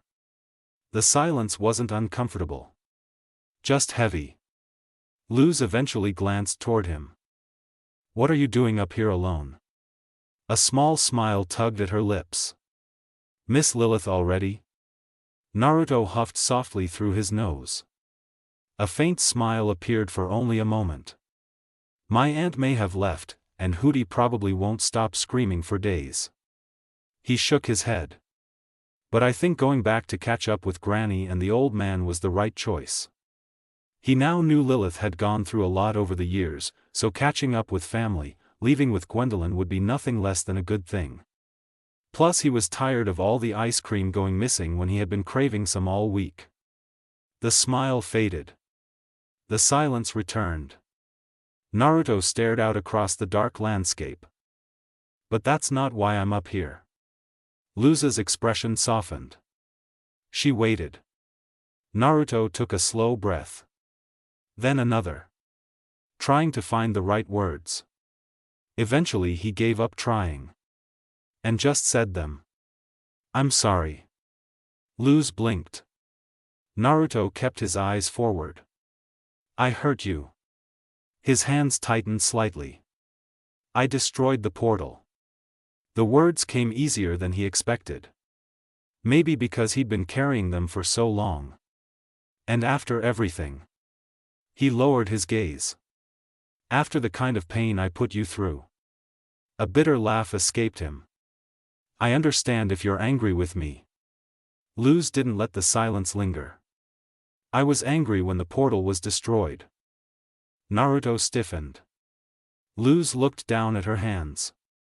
"I'm still sad." The honesty in her voice hurt more than anger ever could. Sad that I can't see my mom right now. Her fingers tightened together. Sad that she's probably worried sick about me. The words became quieter. Smaller. But what hurt more than you destroying the portal? Naruto slowly turned toward her. Was you pulling away afterward? His eyes widened. Luz finally looked up. Immediately the next day, you barely spoke to me. Her voice remained calm. Which somehow made it worse. You weren't by my side. A pause. You weren't on my shoulder. Naruto looked away. And for the next few days it stayed like that. Luz's gaze dropped. You even left early this morning just to go to Konoha. Naruto stared at the rooftop beneath them. The realization settled heavily inside him. He'd spent days thinking about the portal. Thinking about the mistake. Thinking about the pain he'd caused. But somehow, he never stopped to think about what disappearing afterward would actually do. Not to himself. To her. The word caught in his throat. Naruto rubbed the back of his neck. I didn't know how to face you. The confession felt pathetic. But it was true. Every time I looked at you, all I could remember was my own chakra burning you. His jaw tightened. How I cut through the portal before collapsing. A long pause followed. I thought you blamed me. The words came out quieter. And part of me thought. Naruto shook his head. Maybe you'd be better off without me around for a while. Silence. Long, quiet. The kind that made every word hang in the air. Then Luz shifted closer. Not dramatically. Not suddenly. Just enough. It did hurt. Naruto looked toward her. But I don't ever want you carrying that alone. Luz met his eyes. For once there wasn't any joking. No deflection. No smile. Just honesty. Ever. Naruto stared at her for a moment. Then slowly looked away. Not because he disagreed. Because he didn't know what to say. The two sat together quietly. Watching the distant lights. Listening to the wind. Eventually Luz spoke again. Before leaving, Gwen actually told me something. Naruto immediately perked up. The change was so quick it almost made Luz smile. There was another human in the boiling aisles. Naruto blinked. Before me. Now he was fully paying attention. She said there should still be records about him somewhere in the library. For the first time all night, the tension in Naruto's shoulders eased. His eyes widened slightly. Then softened. Hope. Small. Fragile. But there. Then we go tomorrow. Luz looked toward him. Naruto gave a small nod. And we figure out how to build another portal. The words were simple. Straightforward. Matter of fact. But after everything that had happened. After days of distance. After days of guilt. After days of silence. They hit harder than Luz expected. For the first time since the portal was destroyed. It felt possible again. Not fixed. Not solved. But possible. Before she could stop herself, Luz threw her arms around him. Naruto froze. Completely caught off guard. His eyes widened. Luz? But she didn't let go. For a moment Naruto simply sat there. Blinking. Trying to process what had just happened. Then slowly, carefully, he hugged her back. The tension he'd been carrying for days loosened slightly. Not gone. Not completely. But lighter. And once again, neither felt so alone. Only a day later, the two put their plan into motion. Early that morning, they set out for the Bonesborough Library. And without hesitation, they began searching for anything they could find about a human living in the Boiling Isles, the Bonesborough Library was quiet. Unnaturally quiet. Not the comfortable kind of silence either. The kind that made every little sound feel louder than it should. Pages turning somewhere in the distance. The occasional creak of old wood. Soft footsteps passing between shelves. Even the shifting of books as someone returned them to a shelf seemed noticeable. The entire building felt like it existed under a spell that demanded silence. Luz sat at one of the library desks, leaning over a crystal ball while her fingers moved rapidly across its glowing surface as if it were some oversized touchscreen. Perched lazily on her shoulder, Naruto looked moments away from falling asleep. His tail occasionally flicked behind him while he watched her work through half-lidded eyes. The crystal ball continuously displayed article after article. Most of them were useless. One discussed the dangers of human junk. Another mentioned strange imported objects. A third was entirely dedicated to Ida being banned from selling highly dangerous human contraband in the market. Luz snorted. Naruto barely reacted. You sure Granny was right about this? Naruto yawned while Luz continued scrolling. Sure, it's quiet enough to sleep in here, but I haven't seen a single thing about another human being in the boiling aisles before you. A small smile appeared on Luz's face. Gwen seemed pretty sure. She continued typing. But I wouldn't start complaining yet. Luz glanced toward him. You did promise to help. Naruto muttered something under his breath. Only for you. Luz didn't hear him. Or maybe she was too focused to notice. Because only a second later her eyes widened. She immediately leaned closer to the crystal ball. There. Naruto lifted his head. Luz quickly opened the article. An old library record. A human resident. A donated diary. Luz immediately grinned. This must be it. Then she looked toward Naruto with a teasing smile. And you're supposed to be observant. Naruto stared at the screen for several seconds, then blinked. Well, I've still never seen something like that before. His tail flicked once. Maybe we should ask Amity. She works here after all. Luz blinked, then turned toward him. How do you know that? Naruto's expression shifted into a lazy smirk. I'm observant. Then he yawned. Now march. The kids' corner was considerably louder than the rest of the library. Not by much. But enough.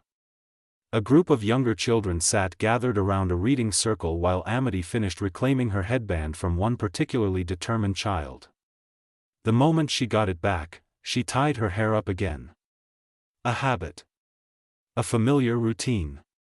Her gaze drifted toward the children. They were loud. Curious. Eager. Constantly asking questions. Constantly wanting to learn. It reminded her of herself. Before everything became complicated. Before expectations. Before pressure. Before being a blight meant something. For a brief moment she wondered what her mother would think if she knew she worked here. Then immediately decided she didn't care. The thought barely had time to settle before her eyes drifted toward the library entrance. And froze. Luz. Naruto. Standing together. Or more accurately, Naruto resting comfortably on Luz's shoulder. Amity's thoughts immediately tripped over themselves. They're here. Both of them. At the same time. Heat immediately rushed into her face. She forced it down before it could get worse. Then noticed something else. Edric and Amira were talking to them. Amity sighed. Immediately assuming trouble. She started walking over. Are they bothering you again? Her arms crossed automatically. Her voice slipping into the colder, composed tone she used so often before meeting them. I could escort them out of the library again. The twins visibly flinched. Luz and Naruto looked completely unaffected. No, Luz smiled. We actually came here to see you. Amity froze. Immediately. Her entire train of thought derailed. They came here to see her. Both of them. Somehow that thought alone was enough to make her face feel 10 degrees hotter. Only Edric and Amira seemed to notice. The twins shared a look. Then grinned. Amira reacted first. Dramatically grabbing Edric's shoulder. Edric. She pointed at his face. Your face. It's exploding with horrific pustules. Edric gasped. Oh no. Then he immediately looked worried. Wait, is it really? We have to fix it before your date or you'll get dumped. What? I will? Amira groaned. Come on, Ed. Before either could protest further, she dragged him away. Leaving the three alone. Amity immediately looked elsewhere. Anywhere else. While Luz and Naruto watched the twins disappear. Then turned back toward her. Anyways, we need help finding something. Naruto yawned lazily. The simple tone helped Amity regain some composure. Luz immediately perked up. Hundreds of years ago there was a human named Philip Whitbane living in Bonesborough. And apparently he donated his diary to this library. Recognition immediately crossed Amity's face. And you think it might explain how to travel between realms? Luz nodded enthusiastically. Exactly. For the first time all morning, genuine excitement returned to her voice. Amity paused. Then remembered something. Couldn't Naruto just make another seal, she asked. Both looked at her. He already has one connected to Konoha. Naruto already tried that, but he said. Naruto immediately cut Luz off. Using seals like that would need an extremely specific set of characters to lock onto the human realm's coordinates. His expression grew slightly more serious. And I barely managed to reverse engineer the seal bellows used for Konoha. He shrugged. Making one connected to the human realm would work on a similar principle. Then sighed. But it'd probably take years. And we don't have years. Luz's excitement dimmed slightly. My mom's probably worried sick right now, she explained, her voice softening. Not knowing I can't come home. A pause. Not to mention V. Amity didn't know who V was. But she recognized the sadness. And the worry. Her expression softened immediately. Well, she thought for a moment. Something that old would probably be kept in the forbidden stacks. Both immediately looked interested. And just like that, the adventure officially began. Amity led them deeper into the library. The further they walked, the quieter it became. The normal sounds of the library slowly faded behind them. The turning pages. The distant conversations. The footsteps. All of it disappeared. Until only the sound of their own footsteps remained. Even those seemed muffled. Hidden. Like this part of the building didn't want to be found. Eventually the bookshelves gave way to an isolated corridor. Narrow. Dark. Almost forgotten. At the end of it stood a pair of massive wooden doors reinforced with old iron bolts. The entrance felt ancient. Older than the rest of the library. Like it had been standing there longer than anyone remembered. A small white creature suddenly scurried beneath the doors. Its body looked mouse-like, and its head was a skull. Luz stared. Naruto raised an eyebrow. Yep, Luz pointed. That definitely looks like the place where an ancient forbidden diary would be. Naruto tilted his head. How have I never seen these doors before? He frowned. I've practically slept through half this library already. Amity reached into her pocket. She pulled out her employee card. Her picture stared back at them from the polished surface. Only staff members can actually see the gate to the forbidden stacks. She held the card up. There's a concealment spell over this entire section. But luckily you two are close enough to me that the spell doesn't affect you. Her expression suddenly hardened. The problem is, only Malphas, the head librarian, is fully allowed inside. Luz's excitement immediately dimmed. Oh. She rubbed the back of her neck. I guess that means we can't go in. Luz sighed softly. No te preoccupes. Te du va a salir bien. She smiled despite herself. Like my mom always says. I'm sure we'll find another way. Amity stared at her for a second. Then smiled. Small. But genuine. I never said I wasn't going to help. Luz blinked. Amity turned toward the gate. Growing noticeably more serious. I should be able to get us inside with my library card. She glanced over her shoulder. But once we're in there, both of you need to listen to everything I say. Her tone sharpened. If we get caught, I could lose my job. Immediately Luz grabbed both of Amity's hands. We won't let you lose your job. Her smile was bright. Determined. We promise. Naruto didn't say anything. He simply gave a small nod. A reassuring smile appearing on his face. And somehow, that was worse. Much worse. Amity felt her composure instantly begin collapsing. Heat rushed into her face. She quickly pulled her hands away.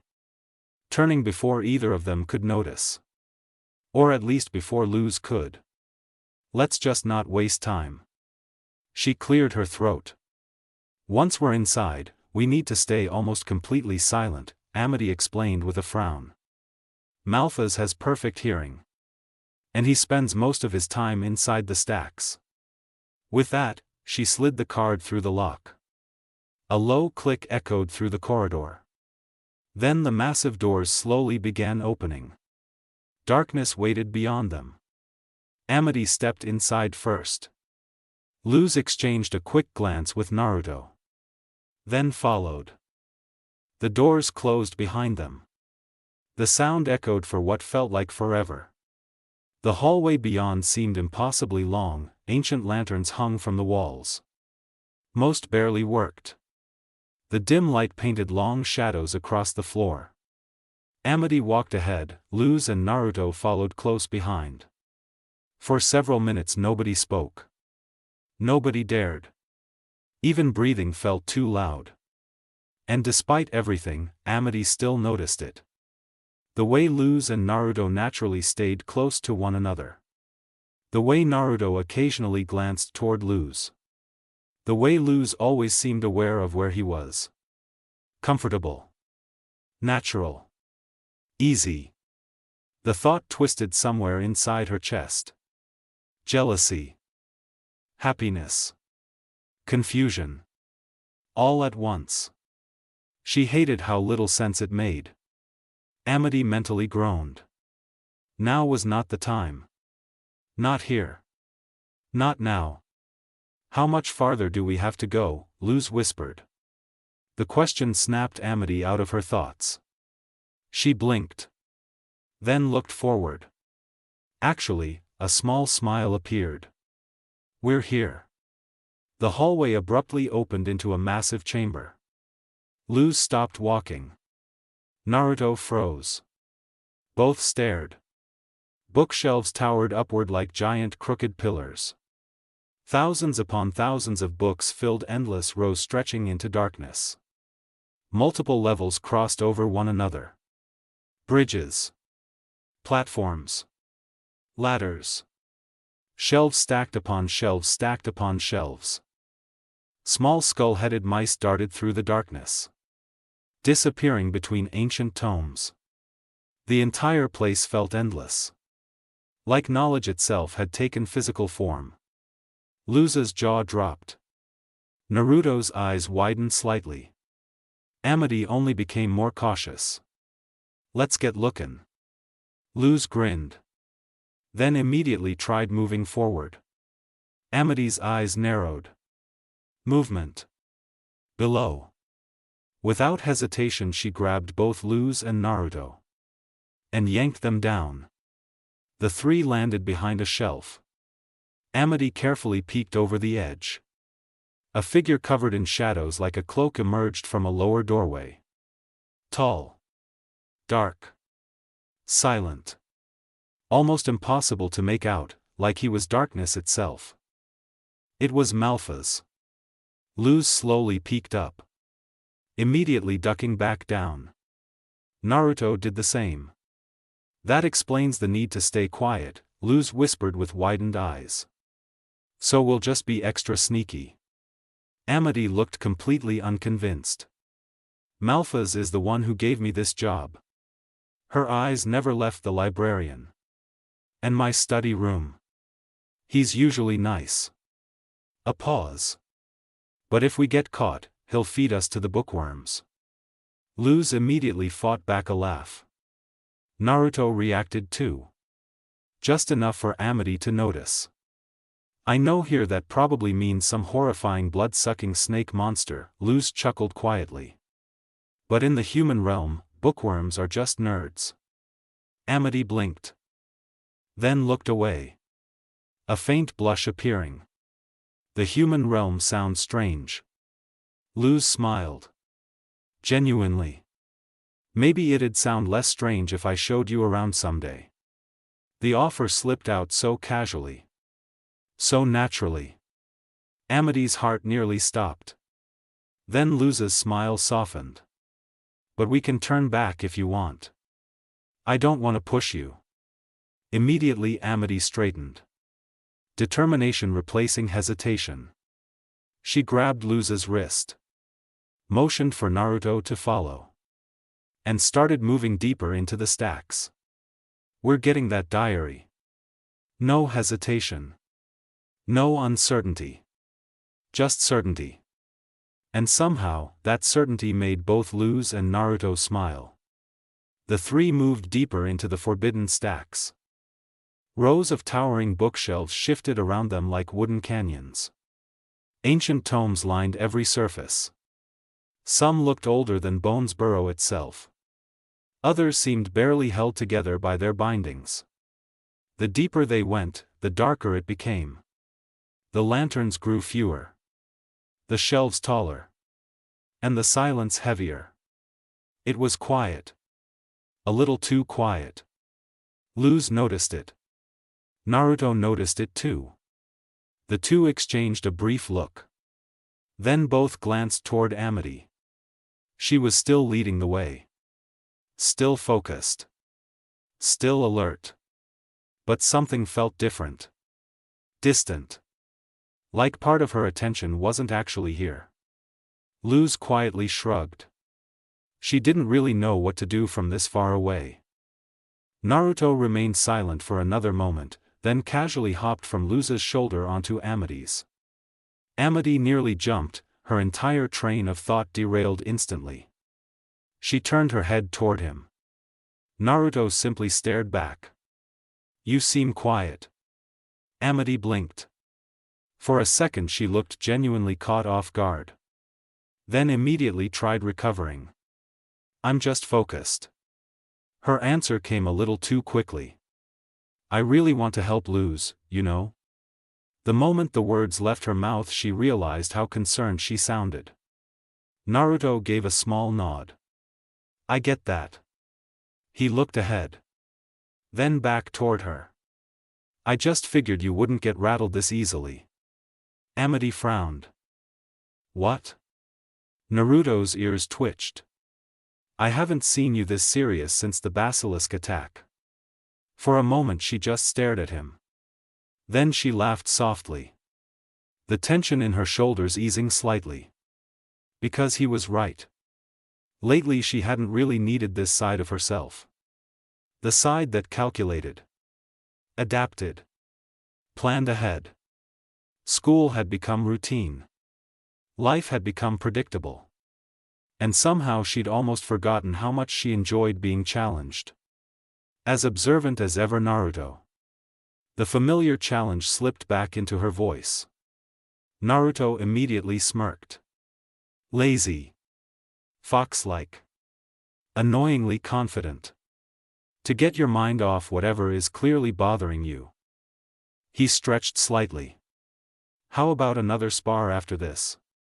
Amity raised an eyebrow. Instantly slipping into the game. Another spar you're planning to lose? Naruto scoffed. We're pretty even when it comes to the score. Sure we are, Amity teased. We are, Naruto half-barked. Amity smirked, you keep telling yourself that. Naruto rolled his eyes. Then glanced toward her. His voice becoming a little more casual. A little softer. If you are finally feeling better, stop walking ahead of us and walk with us already. Amity froze. Immediately. Her thoughts crashed into each other. They want her there. They want her with them. Not leading. Not guiding. With them. Her face immediately began heating up. Thankfully neither Luz nor Naruto seemed to notice. Or maybe Naruto did. The fox had a bad habit of noticing things. Amity quickly looked away. Trying to regain control over her thoughts before they completely embarrassed her. A second later she finally nodded.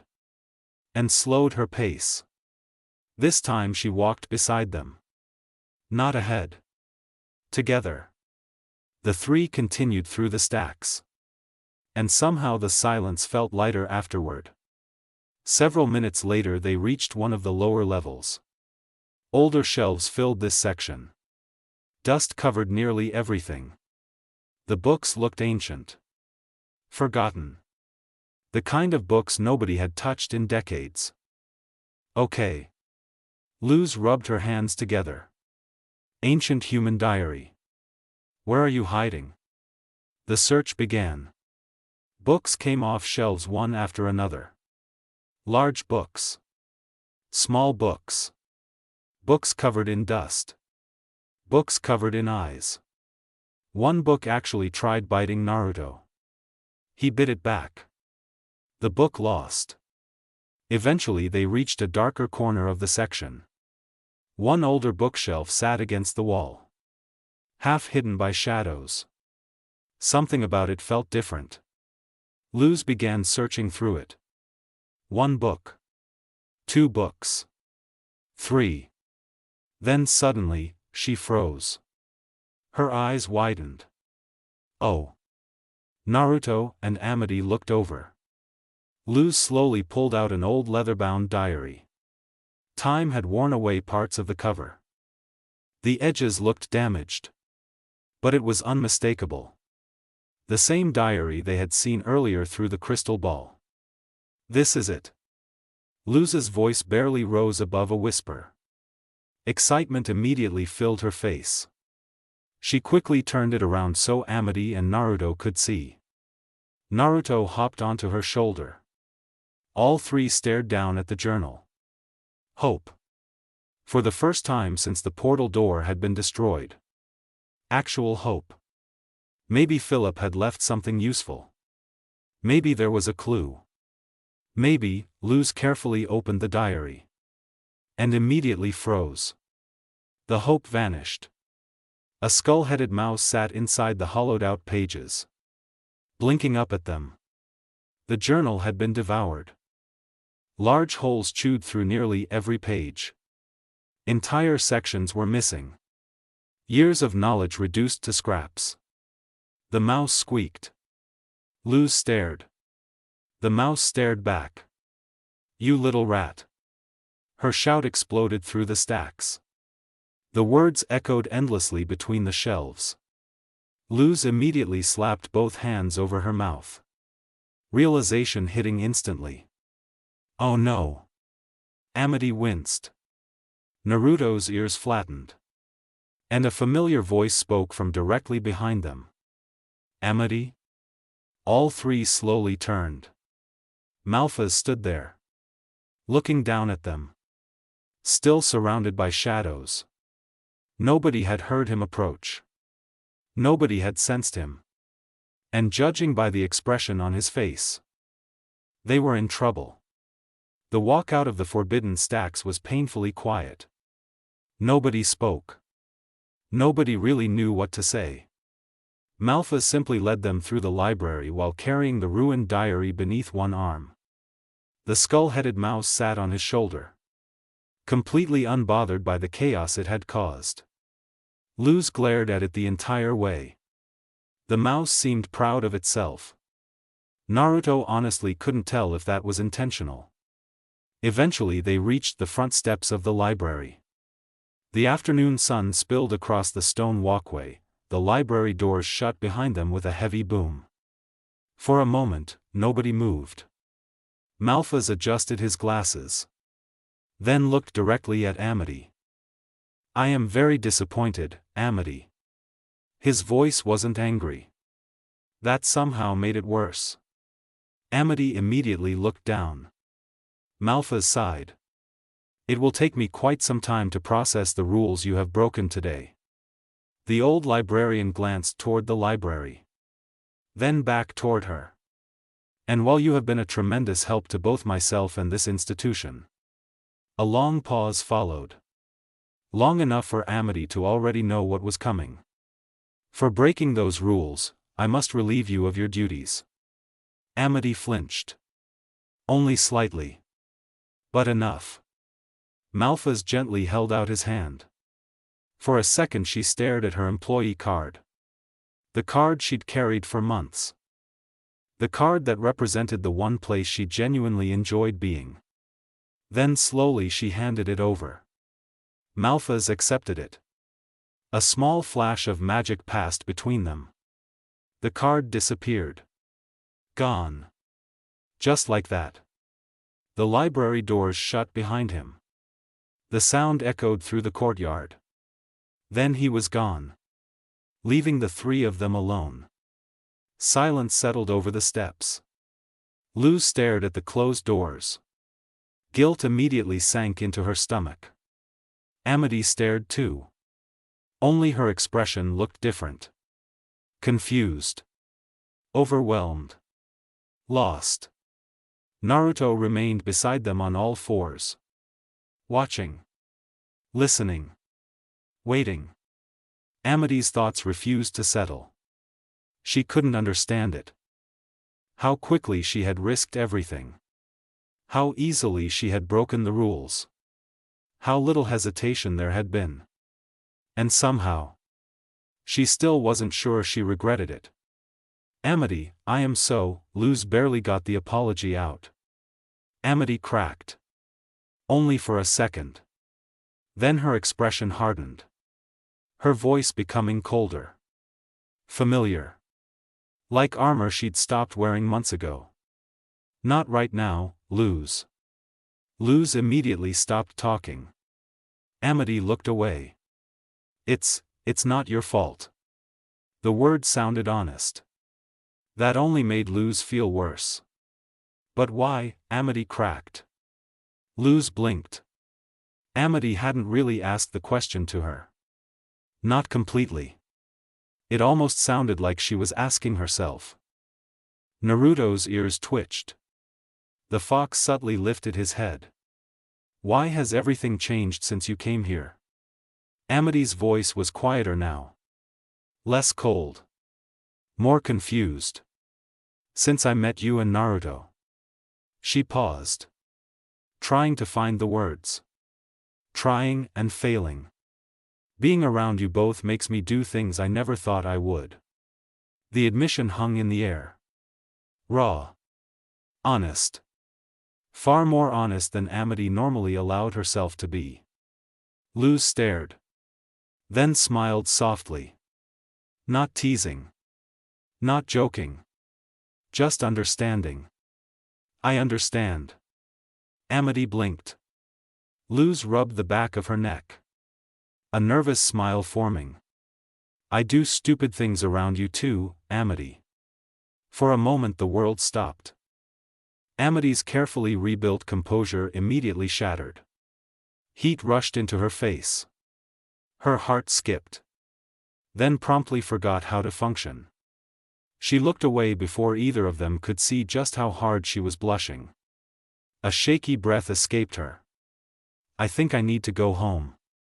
Neither Luz nor Naruto stopped her. Amity wasn't sure if she appreciated that or not. Without another word she turned and walked away. The distance between them grew slowly. Then quickly. Then she disappeared around a corner. Gone. Leaving only silence behind. Luz watched her leave. The guilt refused to go away. Beside her, Naruto continued staring toward the street where Amity had vanished. A strange look briefly crossed his face. Thoughtful. Observant. Then he sighed. Softly. Almost too quietly to hear. His gaze shifted toward Luz. She still looked miserable.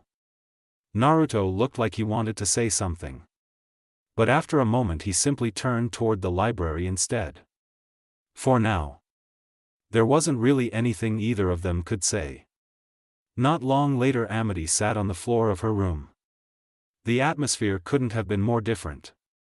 Soft afternoon light filtered through the windows.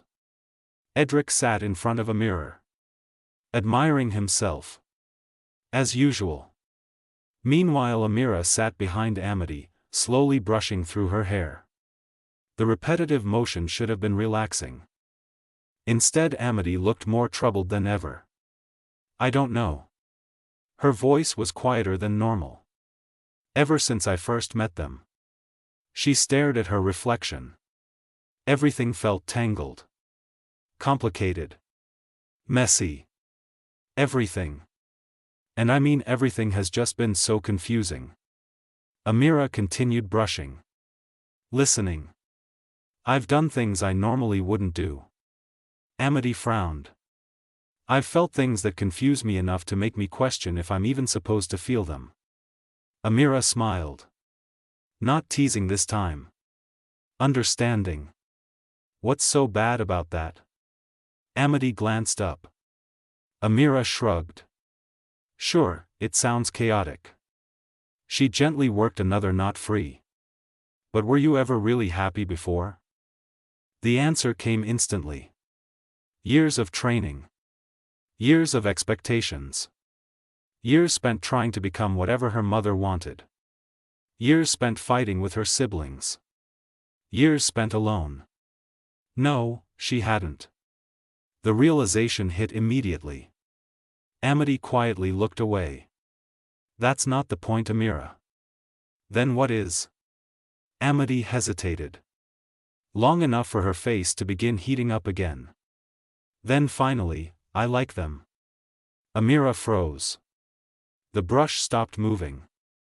Amity immediately regretted speaking. But continued anyway. I like them both.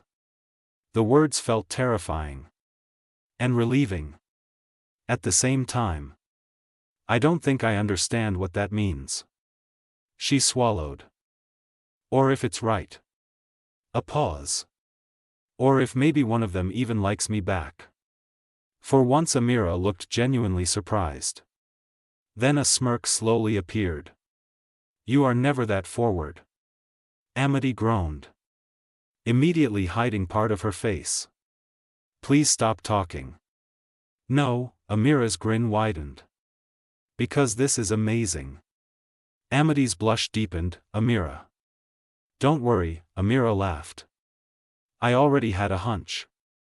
That somehow made everything worse. The room fell quiet again. For a while only the sound of brushing filled the air. Then Amira spoke once more. Softer now.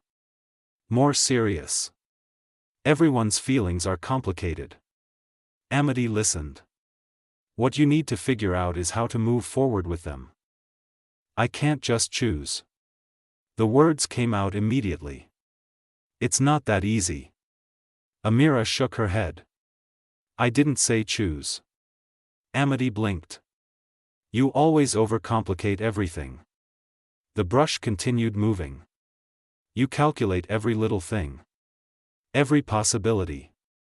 Every outcome. Every mistake. Amira smiled.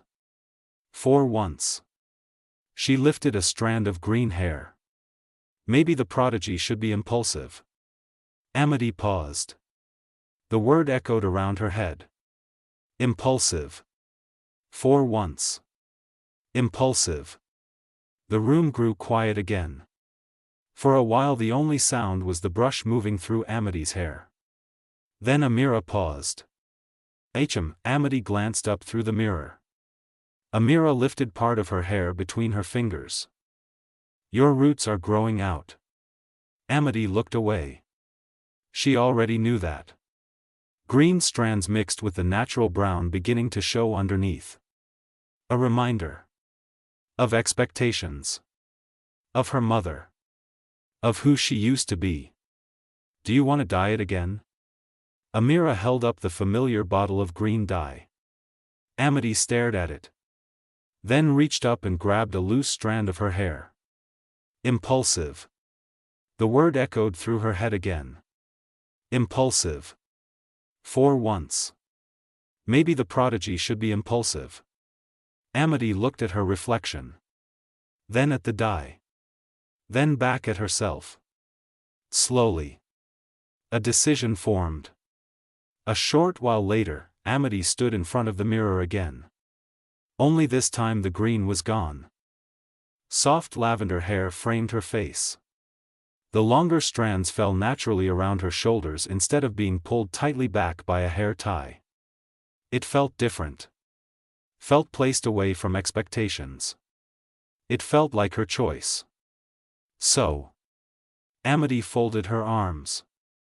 Trying very hard to sound casual. How's it look? Edric immediately snorted. Like you're about to get in huge trouble with Mom. A second later Amira smacked him in the arm. Ow. I think it looks great, Amira smiled warmly. Then immediately pointed at herself. But maybe don't tell Mom I helped. Amity couldn't stop the small smile that appeared. Then, a certain sound echoed through the manor. A knock. The front door. All three siblings looked toward the sound. They paused for half a second, then Amity sighed. I'll get it. She headed downstairs. The smile faded slightly the closer she got. Part of her still felt emotionally exhausted. Another part was trying very hard not to think about the library. Or Luz. Or Naruto. Unfortunately, opening the front door immediately ruined that plan. Luz stood there. Bruised. Exhausted. A little dirty. Slightly out of breath. And somehow still smiling. In her hand sat Amity's employee card. Amity blinked. Luz immediately raised both hands. I'm sorry about everything. The apology came out so fast it practically crashed into itself. I understand if you never want to see me again, then Luz stopped. Her eyes landed on Amity's hair. It's different. Amity instinctively touched it. Her voice softened. Yeah. She looked away briefly. Mom always liked it green. A small pause. I thought maybe I could use a change. Luz stared. Then smiled. A real smile. One that made Amity immediately regret making eye contact. Before things could become any more awkward, Amity's attention shifted toward the employee card. She instinctively grabbed it when Luz held it out. How did you even get this back? She looked between the card and Luz. And what happened? Luz let out a tired sigh. Well. She rubbed the back of her neck. Me and Naruto went through a few trials to get it back. Amity immediately narrowed her eyes. A few trials? Luz looked away. Let's just say our favorite fox is still dealing with his half of the trouble. Then Luz suddenly waved behind Amity. Oh, hey guys. Amity turned. Immediately spotting Edric and Amira trying, and failing, to hide around the corner. The moment they realized they'd been seen, both ducked back out of sight. Amity groaned. Then stepped outside. The front door quietly shut behind her. For a moment neither girl spoke. The silence wasn't uncomfortable. Just awkward. The kind where both people wanted to say something but didn't know where to start. Thankfully, a small skull-headed mouse chose that moment to peek out from Luz's hood. Amity blinked. Then slowly held out a finger. The mouse immediately climbed onto it. "Looks like you made a new friend." Luz narrowed her eyes at the tiny creature. "That can't be the same one that ate the diary, right?" She pointed accusingly. "Because if it is, I have a few choice words for him." Amity laughed. A soft sound. One Luz immediately noticed. More than likely it's the same echo mouse from before.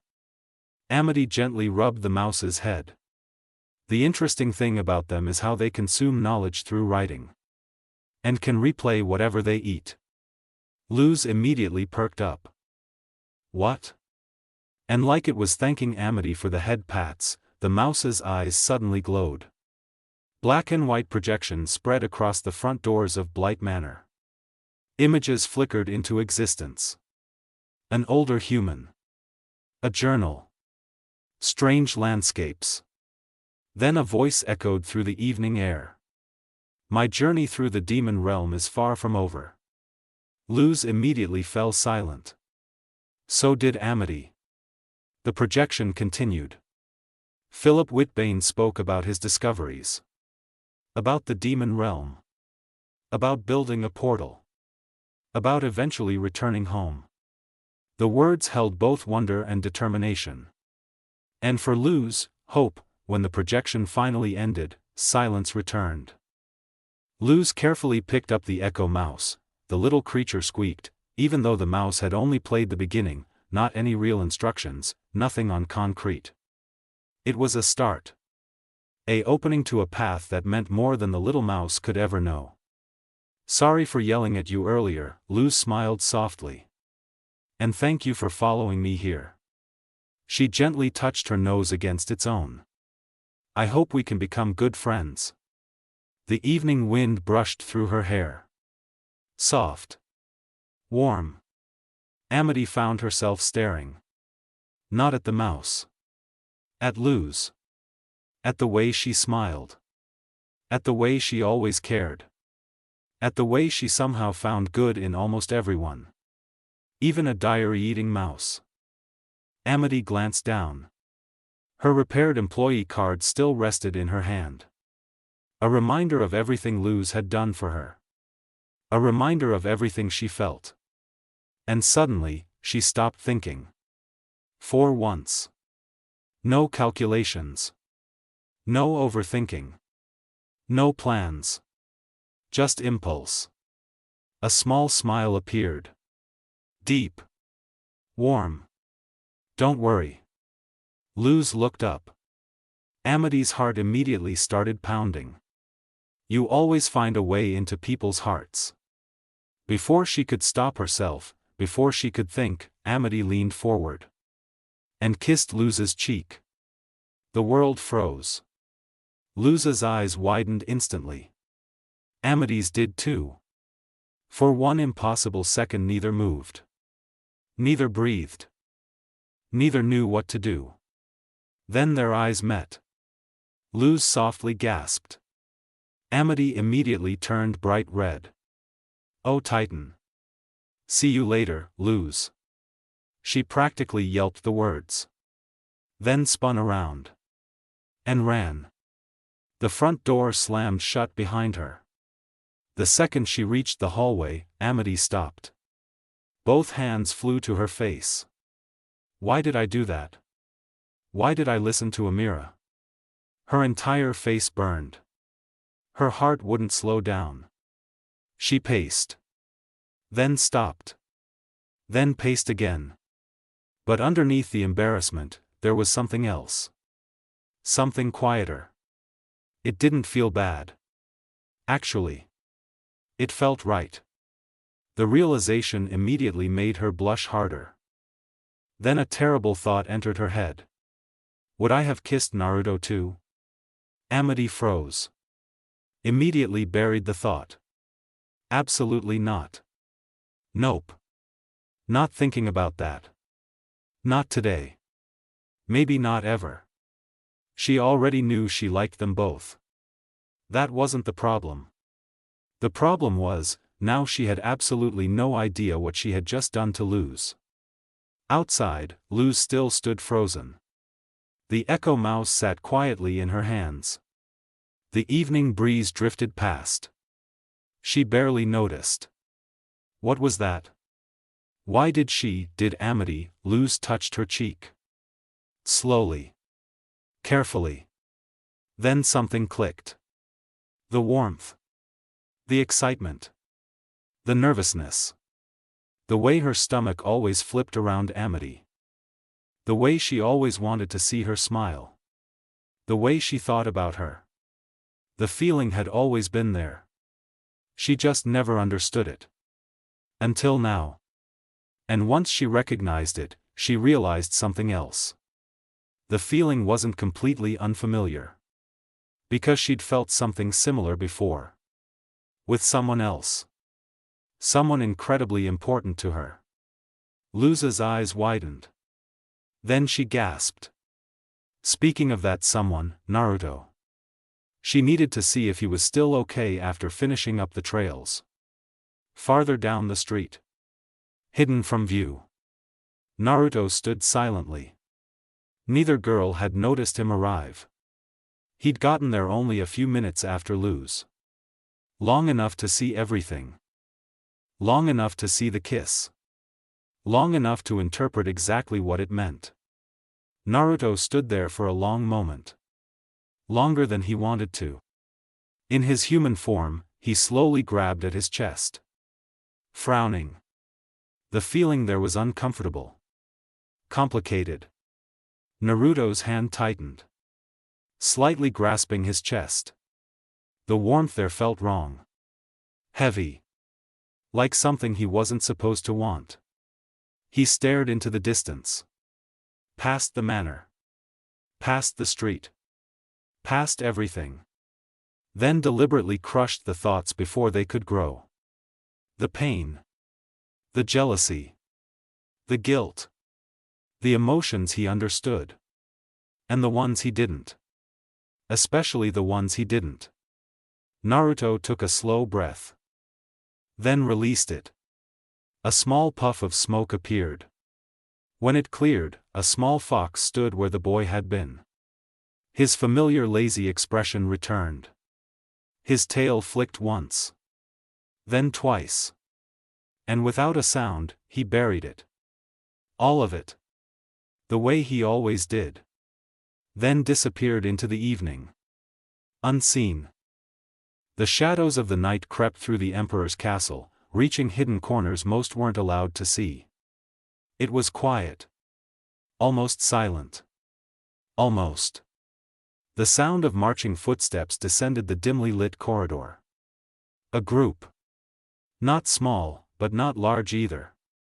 Moving with calm, focused strides toward one of the lower levels of the castle. Toward a room few were ever permitted to enter. The hidden meeting chamber.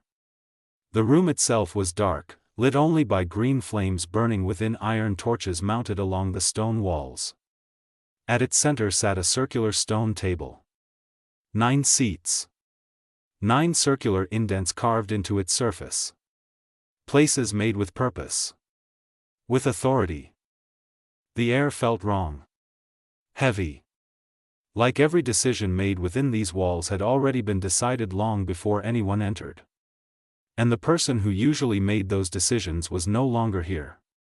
The golden guard stood at the head of the table, silent beneath his mask. Its golden surface glinted within the torchlight. His white cape shifted gently behind him despite the lack of wind. As acting emperor, observation was expected. Required. It was what Bellows had trained him to do. Study. Analyze. Understand. His gaze moved to the first coven head. Mason. The head witch of the construction coven looked as immovable as the stone his coven shaped. Short but broad-shouldered. The older witch carried enough muscle to make most warriors think twice before testing him. Dark tan skin stretched across a weathered face partially hidden beneath a long gray beard and mustache, while sharp teal eyes remained fixed forward with unwavering focus. He wore a gray vest over a dark brown short-sleeved shirt, brown work trousers, and black boots polished more through use than care. Draped over everything was a white coven head cloak secured by a dull bronze sigil depicting a cracked fist. The symbol of the construction coven. Reliable. Disciplined. Predictable. If Bellows ordered a wall built around the aisles itself, Mason would probably ask how high. Then there was Eberwolf. The beast-keeping coven head looked more like an animal that had wandered into a council meeting than a government official. Orange fur covered most of his small frame while a massive mane of auburn hair was tied into a thick ponytail behind him. Yellow scara surrounded magenta eyes that constantly shifted around the room. Watching. Tracking. Calculating. Even while seated, he looked ready to move. Ready to bite. Ready to run. The white cloak hanging from his shoulders looked almost unnatural against the wild figure beneath it. Underneath, simple brown wrappings and rugged leather pieces covered his frame, practical clothing better suited for chasing beasts through the wilds than attending political gatherings. At his neck rested an amber sigil depicting a beast breaking free from an egg within a nest. The symbol of the beast-keeping coven. Golden Guard never knew what Eberwolf was thinking. He wasn't entirely convinced Eberwolf always knew either. His attention shifted to Adrian. The head witch of the illusion coven looked less like a coven head and more like a performer waiting for an audience. Tall and thin, with pale skin, slicked-back black hair, and bright cornflower blue eyes, Adrian somehow managed to make simply sitting in a chair feel theatrical. Even his tail seemed expressive, swaying lazily behind him with practiced elegance. Everything about him felt rehearsed. His smile. His posture. The way he crossed his legs. The way he adjusted his gloves. Beneath his white coven head cloak sat an immaculate teal jumpsuit detailed with gold trim, a furred blue vest, and a miniature mirror planted like an earring on his left. The pale blue sigil at his collar depicted a shattered magnifying glass. The symbol of the illusion coven. Golden Guard had read enough reports to know Adrian enjoyed hearing himself speak almost as much as he enjoyed watching others do it. A performer. A director. A showman. And occasionally useful. After him sat Darius. Somehow managing to look bored and intimidating at the same time. Tall, broad-shouldered. And impeccably maintained, the head witch of the abomination coven radiated effortless confidence. Bright green eyes observed the room with detached amusement while living abomination matter formed a perfectly sculpted bun atop his head. Not a wrinkle touched his clothing. Not a strand seemed out of place. His sleeveless black attire, white gloves, polished boots, and magenta side cape looked immaculate beneath his white coven head cloak. At its collar rested a pink-purple sigil depicting an abomination's face. The symbol of the abomination coven. Darius carried himself like someone too important to get his hands dirty. The problem was that whenever he decided to get involved personally, things tended to become very dangerous very quickly. Next was Terra Snapdragon. Terra looked like somebody's grandmother. Until she smiled. Long vine-like green hair draped over wrinkled shoulders while pale violet eyes watched the room with unsettling amusement. Living flowers and thorned vines wrapped around her dress and wrists like jewelry. Beneath her cloak she wore a layered dark green dress threaded with living roots and blooming flowers that shifted subtly with every movement. The green sigil fastened to her cloak depicted a blooming rose. The symbol of the plant coven. Most people underestimated Terra. Most people regretted it. Golden Guard's files described her as one of Bellows' most dependable allies.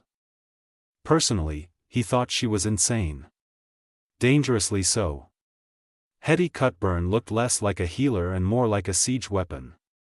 Tall and powerfully built, she towered over many of the witches present.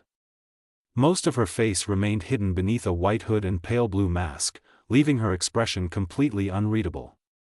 Light blue and dark navy robes hung beneath her white coven head cloak. At her neck rested an azure sigil depicting a hand surrounded by magical energy. The symbol of the healing coven. There wasn't much information in her file. Mostly combat reports. Broken bones. Collapsed training arenas. Hospitalized opponents.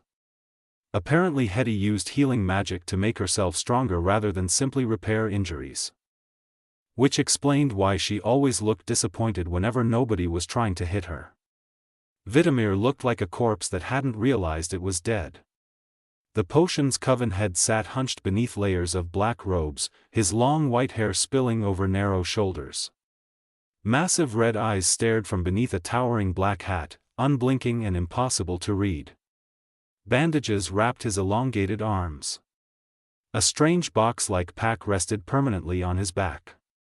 Beneath the cloak and robes, countless pouches, vials, and potion containers hung from belts and straps across his body, creating the impression that he carried an entire laboratory wherever he went. The yellow sigil at his collar depicted a bubbling potion bottle. The symbol of the potion's coven. Golden Guard had never heard him speak more than necessary. Had never seen him move more than necessary. Yet something about him always felt alert. Like a scavenger bird patiently waiting for something to die. Then there was Rain. The newest coven head. And the only one Golden Guard couldn't confidently read. The others fit neatly into reports. Patterns. Strengths. Weaknesses. Rain never did. They sat quietly beneath a white cloak marked by the crimson instrument of the Bard Coven. Beneath it rested a dark tunic with maroon trim, crimson trousers, knee-high black boots, and round glasses perched before calm teal eyes and short graying teal hair. And only their right ear was pierced with one long black earring. Nothing about them appeared particularly threatening. That was what bothered him. Rain rarely spoke. Rarely boasted. Rarely sought attention. Yet somehow always seemed willing to stand where danger was thickest. People who wanted power were predictable. People who wanted purpose were not. Finally his attention settled on Osrin. The head demon of the Oracle Coven looked ancient. Small and purple-skinned, the four-armed demon sat comfortably beside his crystal ball, a weathered book resting in one hand and a feather pen in another.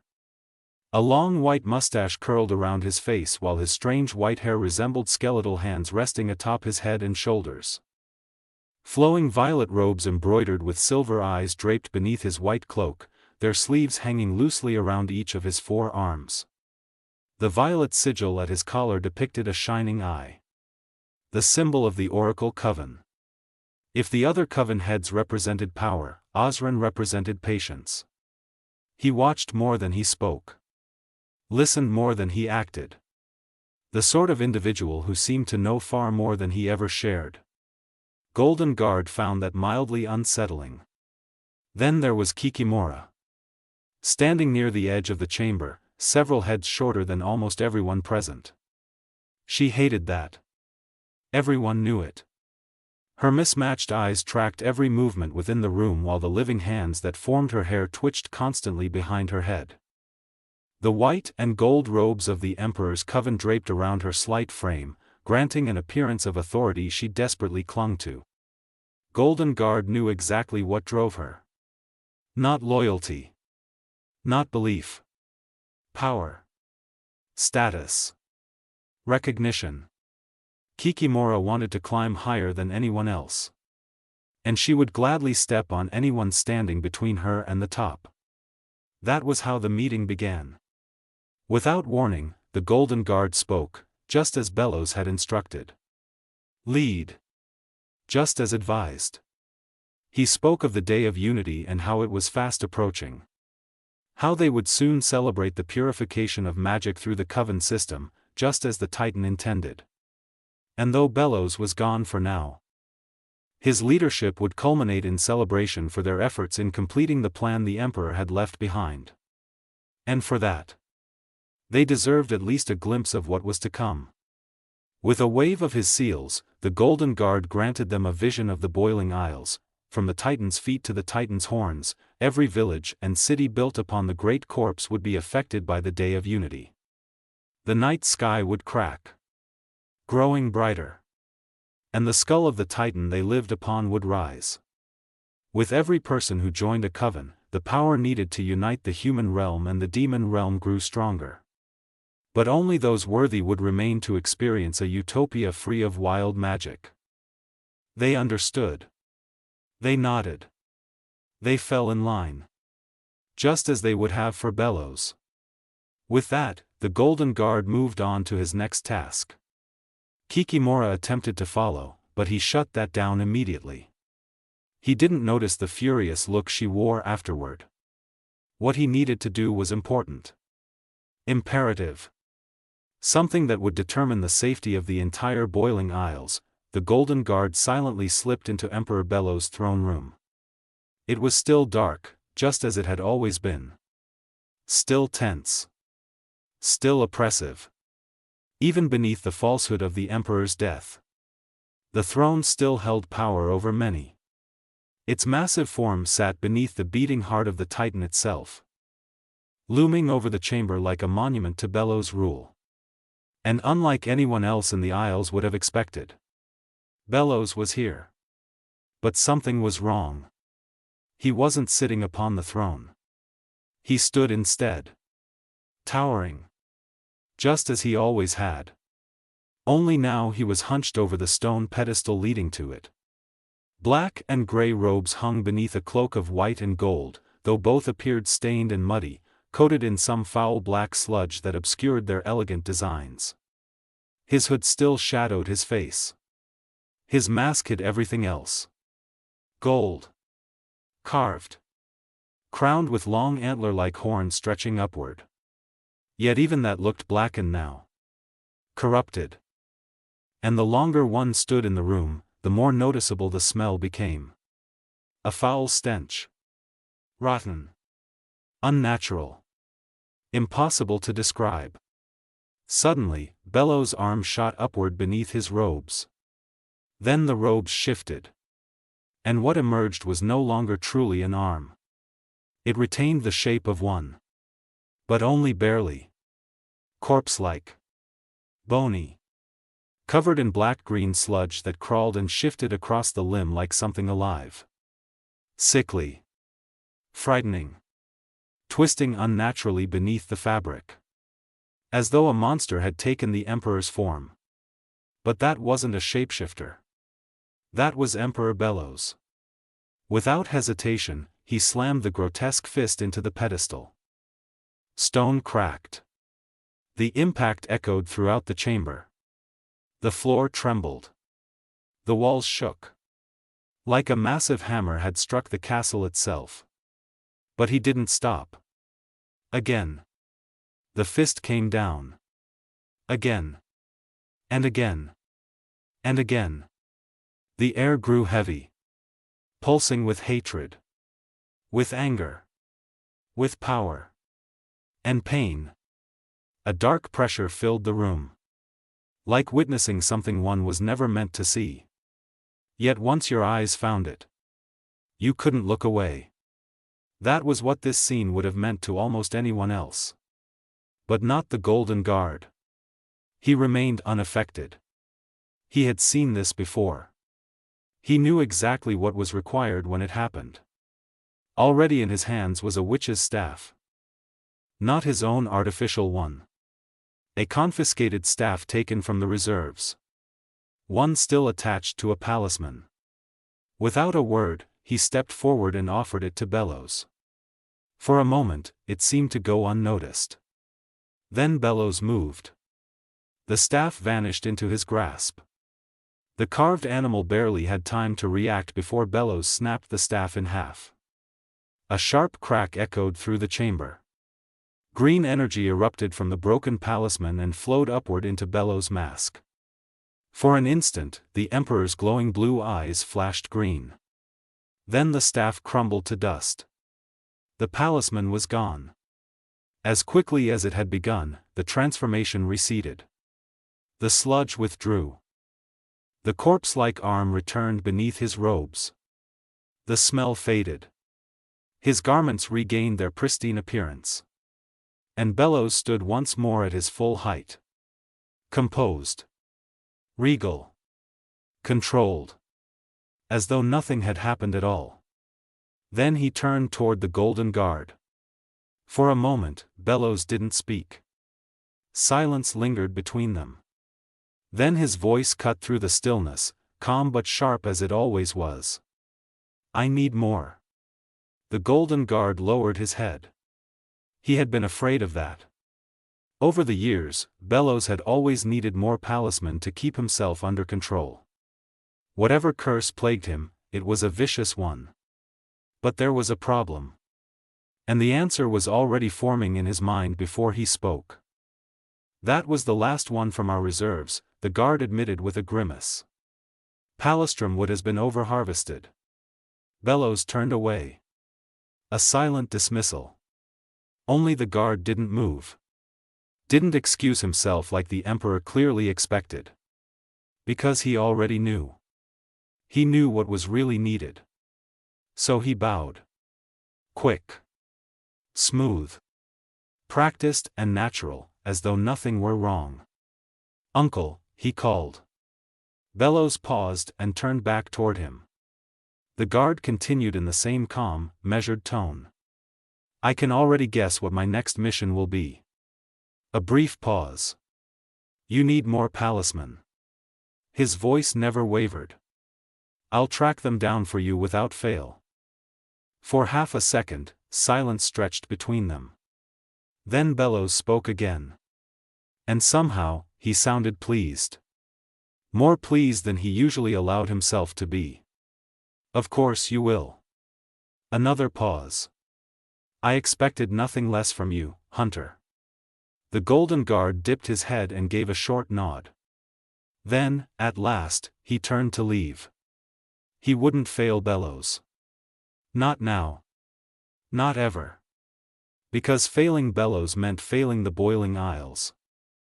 That's it for today. I hoped you liked the video. Please like and subscribe, and comment ideas if you can, and maybe you could share this with your friends, because you never know, they might like what ifs too. So without further ado, All Kage, out.